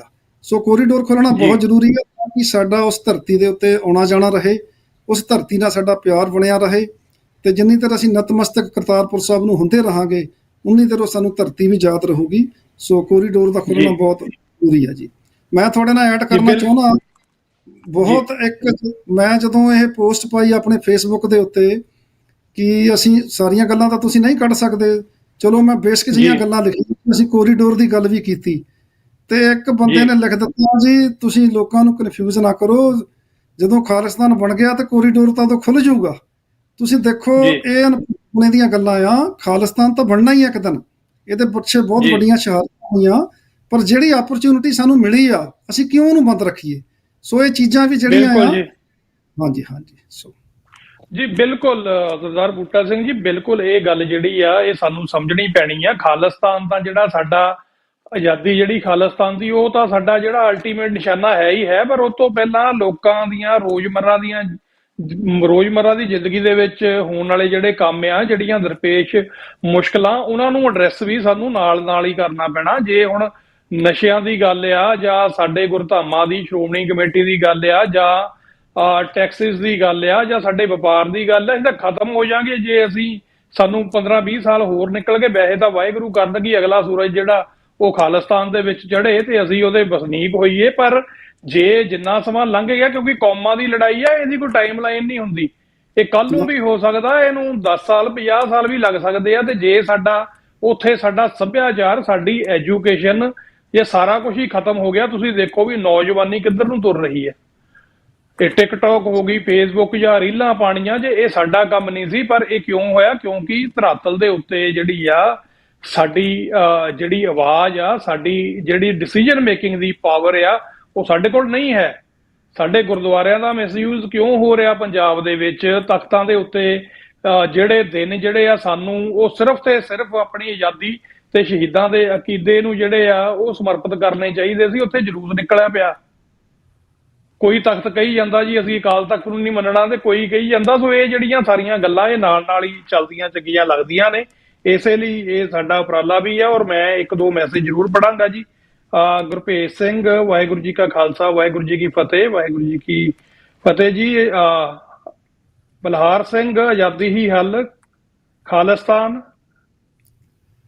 ਜਵਾਨ ਹੱਲ ਖਾਲਿਸਤਾਨ। ਸੋ ਇਹ ਵੀ ਵਾਹਿਗੁਰੂ ਜੀ ਕਾ ਖਾਲਸਾ, ਵਾਹਿਗੁਰੂ ਜੀ ਕੀ ਫਤਿਹ ਜੀ। ਸੋ ਪੰਜਾਬ ਹਰ ਇੱਕ ਮਸਲੇ ਦਾ ਹੱਲ ਹੈ, ਆਜ਼ਾਦੀ, ਖਾਲਿਸਤਾਨ ਜਿੰਦਾਬਾਦ। ਬਿਲਕੁਲ ਜੀ। ਤੇ ਕਾਲੀਆ ਜੀ ਲਿਖਦੇ ਨੇ ਜੀ, ਲੌਂਗ ਲਿਵ ਇੰਡੀਅਨ ਆਰਮੀ। ਚਲੋ ਤੁਹਾਡੇ ਆਪਣੇ ਵਿਚਾਰ ਨੇ। ਤੇ ਗੁਰਮੀਤ ਸਿੰਘ ਲਿਖਦੇ ਨੇ ਜੀ, 6 ਫॉर ਜਸਟਿਸ ਜਿੰਦਾਬਾਦ ਜੀ। ਬਿਲਕੁਲ ਵੀ ਜਿਹੜੀ ਵੀ ਜਥੇਬੰਦੀ ਕੰਮ ਕਰ ਰਹੀ ਆ, ਸੋ ਸਾਨੂੰ ਕੋਈ ਇਤਰਾਜ਼ ਨਹੀਂ ਕਿਸੇ ਦੇ ਉੱਤੇ, ਤੇ ਸਾਰੀਆਂ ਜਿੰਦਾਬਾਦ ਨੇ। ਤੇ ਮੈਂ ਆਪਣੀ ਟੈਕਨੀਕਲ ਟੀਮ ਨੂੰ ਕਹਾਂਗਾ, ਉਸ ਤੋਂ ਪਹਿਲਾਂ ਮੈਂ ਦੱਸ ਦਿਆਂ ਕਿ ਆਉਣ ਵਾਲੀ 14 ਜੂਨ ਨੂੰ ਜਿਹੜੀ ਆ ਕੈਨੇਡਾ ਭਰ ਦੇ ਸਿੱਖਾਂ ਵੱਲੋਂ ਯੂਨਾਈਟਿਡ ਫਰੰਟ ਆਫ ਸਿੱਖਸ ਦੇ ਜਿਹੜਾ ਬੈਨਰ ਆ, ਉਹਦੇ ਹੇਠ ਇਹਦੇ 'ਚ ਸਾਰੀਆਂ ਜਥੇਬੰਦੀਆਂ ਤਕਰੀਬਨ, ਸ਼੍ਰੋਮਣੀ ਅਕਾਲੀ ਦਲ ਅੰਮ੍ਰਿਤਸਰ, ਇਹਦੇ 'ਚ ਜਿਹੜਾ ਵਨ ਪੰਥ, ਇਹਦੇ 'ਚ ਗੁਰਦੁਆਰਾ ਕਮੇਟੀਆਂ, ਇਹਦੇ 'ਚ ਹੋਰ ਵੀ ਜਿੰਨੀਆਂ ਵੀ ਜਿਹੜੀਆਂ ਇੱਥੇ ਸਰਗਰਮ ਜਥੇਬੰਦੀਆਂ ਨੇ ਕੈਨੇਡਾ ਦੇ ਵਿੱਚ, BC ਗੁਰਦੁਆਰਾ ਕਮੇਟੀ ਜਾਂ ਕਿਊਬੈਕ ਸਿੱਖ ਕੌਂਸਲ, ਇਹ ਸਾਰਿਆਂ ਦੇ ਸਹਿਯੋਗ ਦੇ ਨਾਲ, ਸਾਰੇ ਗੁਰੂ ਘਰਾਂ ਦੇ ਸਹਿਯੋਗ ਦੇ ਨਾਲ 14 ਤਰੀਕ ਨੂੰ ਜਿਹੜੀ ਆ, 14 ਜੂਨ ਨੂੰ 12 ਵਜੇ ਇੱਕ ਰੈਲੀ ਜਿਹੜੀ ਆ ਪਾਰਲੀਮੈਂਟ ਹਿੱਲ ਦੇ ਉੱਤੇ ਹੋਣ ਜਾ ਰਹੀ ਆ। ਸੋ ਉਹਦੀ ਇਨਫੋਰਮੇਸ਼ਨ ਵੀ ਤੁਹਾਡੀ ਸਕਰੀਨ ਤੇ ਜ਼ਰੂਰ ਆਏਗੀ। ਮੈਂ ਟੈਕਨੀਕਲ ਟੀਮ ਨੂੰ ਕਹਾਂਗਾ ਕਿ ਉਹ ਇੱਕ ਵਾਰ ਉਹ ਚਲਾ ਦਿਓ, ਫਿਰ ਆਪਾਂ ਪ੍ਰੋਗਰਾਮ ਨੂੰ ਇਸੇ ਤਰ੍ਹਾਂ ਜਾਰੀ ਰੱਖਦੇ ਹਾਂ ਜੀ। ਵਾਹਿਗੁਰੂ ਜੀ ਕਾ ਖਾਲਸਾ, ਵਾਹਿਗੁਰੂ ਜੀ ਕੀ ਫਤਿਹ। ਜੂਨ 1984 ਦੇ ਵਿੱਚ ਜੋ ਇੰਡੀਆ ਗਵਰਨਮੈਂਟ ਨੇ ਅਕਾਲ ਤਖਤ ਸਾਹਿਬ, ਹਰਿਮੰਦਰ ਸਾਹਿਬ ਅਤੇ ਹੋਰ ਵੀ ਗੁਰਦੁਆਰਿਆਂ ਦੇ ਉੱਤੇ ਜੋ ਅਟੈਕ ਕੀਤੇ ਗਏ ਜੀ, ਉਹਨਾਂ ਦੀ ਯਾਦ ਦੇ ਵਿੱਚ ਐਸ ਸੈਟਰਡੇ 14 ਤਰੀਕ ਠੀਕ 12 ਵਜੇ ਪਾਰਲੀਮੈਂਟ ਹਿੱਲ ਦੇ ਸਾਹਮਣੇ ਸ਼ਾਂਤਮਈ ਢੰਗ ਦੇ ਨਾਲ ਰੈਲੀ ਕਰਾਈ ਜਾਵੇਗੀ ਜੀ। ਇਹਦੇ ਵਿੱਚ ਸਾਰੀ ਸੰਗਤ ਨੂੰ ਹੁਮ ਕੇ ਪਹੁੰਚਣ ਦਾ ਸੱਦਾ ਦਿੱਤਾ ਜਾ ਰਿਹਾ ਜੀ। ਦੇ ਨਾਲ ਦੇ ਗੁਰਦੁਆਰਾ ਸਾਹਿਬ 6 ਵਜੇ ਤੁਸੀਂ ਪਹੁੰਚ ਸਕਦੇ ਹੋ। ਉੱਥੋਂ ਬੱਸਾਂ ਚੱਲਣਗੀਆਂ, ਜਾਂ ਤੁਸੀਂ ਕਾਲ ਕਰ ਸਕਦੇ ਹੋ 416 723 8811, ਜਾਂ ਤੁਸੀਂ ਆਪਦੇ ਨਾਲ ਦੇ ਗੁਰਦੁਆਰੇ ਦੇ ਨਾਲ ਸੰਪਰਕ ਕਰ ਸਕਦੇ ਹੋ। ਸਾਰੀ ਸੰਗਤ ਨੂੰ ਬੇਨਤੀ ਹੈ ਜੀ ਵੀ ਵੱਡੀ ਤਾਦਾਦ ਦੇ ਵਿੱਚ ਆਪਾਂ ਸਾਰੇ ਇੱਥੇ ਪਹੁੰਚੀਏ, ਸ਼ਹੀਦਾਂ ਨੂੰ ਯਾਦ ਰੱਖਦੇ ਹੋਏ ਇਸ ਰੈਲੀ ਨੂੰ ਸਫਲ ਕੀਜੀਏ। ਵਾਹਿਗੁਰੂ ਜੀ ਕਾ ਖਾਲਸਾ, ਵਾਹਿਗੁਰੂ ਜੀ ਕੀ ਫਤਿਹ ਜੀ। ਸੋ ਇਹ ਉਹ ਇਨਫੋਰਮੇਸ਼ਨ ਸੀ ਜੀ। ਮੈਂ ਉਹਦੇ ਨਾਲ ਨਾਲ ਇਹ ਵੀ ਦੱਸ ਦਿਆਂ ਕਿ ਮੌਂਟਰੀਆਲ ਤੋਂ ਵੀ ਤੁਸੀਂ ਰਾਈਡ ਦਾ ਪ੍ਰਬੰਧ ਜਿਹੜਾ ਕਰਨਾ, ਬੱਸ ਸਰਵਿਸ ਲਈ ਆਪਣੀ ਜਗ੍ਹਾ ਬੁੱਕ ਕਰਾਣੀ ਆ, ਤਾਂ ਸਰਦਾਰ ਚਰਨਜੀਤ ਸਿੰਘ ਸੁੱਜੋ ਉਹਨਾਂ ਨੂੰ ਫੋਨ ਕਰ ਸਕਦੇ ਹੋ 438 227 34 65। ਤੇ GTA ਏਰੀਏ ਦੇ ਵਿੱਚ, ontario ਦੇ ਵਿੱਚ ਤੁਸੀਂ ਜਿਹੜੀ ਹੋਰ ਜਾਣਕਾਰੀ ਕਿ ਬੱਸਾਂ ਦਾ ਸਕੈਜੂਅਲ ਕੀ ਆ ਤੇ ਜਾਂ ਕਿੱਥੇ ਕਿੱਥੇ ਸੰਪਰਕ ਕੀਤਾ ਜਾ ਸਕਦਾ ਤੁਹਾਡੇ ਏਰੀਏ ਦੇ ਹਿਸਾਬ ਨਾਲ, ਤਾਂ ਤੁਸੀਂ ਕਾਲ ਕਰ ਲੈਣੀ ਹੈ ਜੀ ਸਰਦਾਰ ਅਵਤਾਰ ਸਿੰਘ ਪੂਨੀਆ ਉਹਨਾਂ ਨੂੰ 416 723 4811 ਦੇ ਉੱਤੇ। ਸੋ ਤੁਸੀਂ ਆਪਣੀ ਜਿਹੜੀ ਆ ਸੀਟ ਆ ਰਿਜ਼ਰਵ ਕਰਾਓ, ਤਾਂ ਕਿ ਅਸੀਂ ਵੱਡੀ ਪੱਧਰ ਦੇ ਉੱਤੇ ਇਹ ਜਿਹੜੀ ਰੈਲੀ ਕੈਨੇਡਾ ਭਰ ਦੇ ਸਿੱਖਾਂ ਵੱਲੋਂ, ਕਿਉਂਕਿ ਇਸ ਰੈਲੀ ਦੇ ਵਿੱਚ ਕੈਨੇਡਾ ਭਰ ਤੋਂ ਜਿਹੜੇ ਸਿੱਖ ਨੁਮਾਇੰਦੇ ਨੇ ਉਹ ਆਉਣਗੇ ਤੇ ਆਪਣੇ ਵਿਚਾਰ ਦੇਣਗੇ। ਸੋ ਇਹਦੇ ਵਿੱਚ ਸ਼ਾਮਲ ਹੋਣਾ ਜਿਹੜਾ ਉਹ ਸਾਡਾ ਫਰਜ਼ ਵੀ ਹੈ ਜੀ, ਤਾਂ ਕਿ ਅਸੀਂ ਸ਼ਹੀਦਾਂ ਦੇ ਅਕੀਦੇ ਦੇ ਉੱਤੇ ਚੱਲਣ ਦੀ ਜਿਹੜੀ ਆ ਅਰਦਾਸ ਹੈ ਉਹਦੇ ਵਿੱਚ ਆਪਣਾ ਜਿਹੜਾ ਹਿੱਸਾ ਉਹ ਲੈ ਸਕੀਏ। ਸੋ ਇਸੇ ਸੰਬੰਧੀ ਇੱਕ ਪ੍ਰੋਗਰਾਮ ਹੈ ਜਿਹੜਾ ਉਹ ਕੱਲ ਨੂੰ, ਸੋ ਇਹੀ ਆਪਣਾ ਜਿਹੜਾ ਸਮਾਂ ਹੈਗਾ 12 ਤੋਂ 1 ਲਾਈਵ ਇਸੇ ਹੀ ਪ੍ਰੋਗਰਾਮ ਦੇ ਵਿੱਚ ਦਿਲ ਦੀਆਂ ਗੱਲਾਂ ਦੇ ਵਿੱਚ ਅਸੀਂ ਵਿਸ਼ੇਸ਼ ਪ੍ਰੋਗਰਾਮ ਸਿਰਫ ਇਸੇ ਰੈਲੀ ਨੂੰ ਦੇ ਨਾਲ G7 ਦੀਆਂ ਜਿਹੜੀਆਂ ਘਟਨਾਵਾਂ ਨੇ ਕੈਨੇਡਾ ਦੇ ਵਿੱਚ ਚੱਲ ਰਹੀਆਂ ਉਹਦੇ ਬਾਰੇ ਵੀ ਜਿਹੜੀ ਆ ਗੱਲਬਾਤ ਆ ਉਹ ਕਰਾਂਗੇ। ਸੋ ਸਰਦਾਰ ਬੂਟਾ ਸਿੰਘ ਜੀ, ਪੰਜਾਬ ਦੇ ਵਿੱਚ ਜਿੱਥੇ ਸਾਨੂੰ ਪਤਾ ਕਿ ਗੌਰਮੈਂਟ ਦਾ ਜ਼ਬਰ ਵੀ ਆ, ਪਰ ਉਹਦੇ ਨਾਲ ਨਾਲ ਤੁਸੀਂ ਗਰਾਊਂਡ ਤੇ ਰਹਿਣਾ ਵੀ ਆ, ਸੇਫ ਵੀ ਰਹਿਣਾ, ਕੰਮ ਵੀ ਕਰਨਾ। ਸੋ ਕਿੰਨਾ ਕੁ ਜਿਹੜਾ ਸੌਖਾ ਜਾਂ ਕਿੰਨਾ ਕੁ ਔਖਾ ਜਿਹੜਾ ਪੰਜਾਬ ਦੀ ਧਰਤੀ ਦੇ ਉੱਤੇ ਜਿਹੜੇ ਵੀ ਸੰਘਰਸ਼ੀਲ ਯੋਧਿਆਂ ਵੱਲੋਂ, ਜਿਹੜੀਆਂ ਵੀ ਪਾਰਟੀਆਂ ਵੱਲੋਂ ਜਿਹੜੀ ਇਹ ਗੱਲ ਕੀਤੀ ਜਾ ਰਹੀ ਹੈ ਜੀ? ਦੇਖੋ, ਐਡਾ ਸੌਖਾ ਕੰਮ ਨਹੀਂ ਹੈਗਾ ਉੱਥੇ। ਜਿਹੜਾ ਥੋੜਾ ਅਸੀਂ ਬਾਹਰ ਇੱਥੋਂ ਮਾਰ ਸਕਦੇ ਹਾਂ ਜੇ ਉਹ ਪੰਜਾਬ ਦੇ ਵਿੱਚ ਨਹੀਂ ਬਚ ਸਕਦਾ। ਠੀਕ ਆ ਜੀ, ਆਜ਼ਾਦੀ ਆ ਜੀ ਜੀ ਠੀਕ ਆ। ਉੱਥੇ ਉਹਨਾਂ ਨੇ ਟਿਕਟਿਕੀ ਲਾਈ ਹੋਈ ਆ। ਦੇਖੋ, ਪਹਿਲਾਂ ਕਿਸੇ ਟਾਈਮ ਜਦੋਂ ਖਾੜਕੂ ਸੰਘਰਸ਼ ਦੌਰ ਤੇ ਸੀਗਾ, ਉਹ ਵੀ ਇੱਕ ਗੋਲਡਨ ਸਮਾਂ ਸੀਗਾ। ਠੀਕ ਆ ਜੀ। ਉਹ ਤੋਂ ਬਾਅਦ ਬੇਅੰਤ 1992 ਦੇ ਵਿੱਚ ਆਉਂਦਾ, ਤੇ ਬੇਅੰਤ ਦੇ ਆਉਣ ਤੋਂ ਬਾਅਦ ਜਦ ਕਤਲੋਗਾਰਤ ਸ਼ੁਰੂ ਹੁੰਦੀ ਆ, ਸ਼ਹਾਦਤਾਂ ਹੋਈਆਂ, ਪੰਜਾਬ ਦੇ ਵਿੱਚ ਕੋਈ ਸੁਣਵਾਈ ਨਹੀਂ ਸੀ। ਈਵਨ ਜਿੰਨੀਆਂ ਹਿਊਮਨ ਰਾਈਟਸ ਆਰਗੇਨਾਈਜੇਸ਼ਨਾਂ ਸੀਗੀਆਂ ਉਹ ਤਾਂ ਪੰਜਾਬ 'ਚ ਵੜਨੇ ਨਹੀਂ ਦਿੱਤੀਆਂ ਗਈਆਂ। 1992 ਤੋਂ ਬਾਅਦ ਸਰਦਾਰ ਸਿਮਰਨਜੀਤ ਸਿੰਘ ਮਾਨ ਨੇ ਕੱਲੀ ਰਾਜਨੀਤੀ ਨਹੀਂ ਕੀਤੀ, ਉਹਨਾਂ ਨੇ ਮਨੁੱਖੀ ਅਧਿਕਾਰਾਂ ਦਾ ਬਹੁਤ ਵੱਡਾ ਕੰਮ ਕੀਤਾ ਉਸ ਪੀਰੀਅਡ ਦੇ ਵਿੱਚ।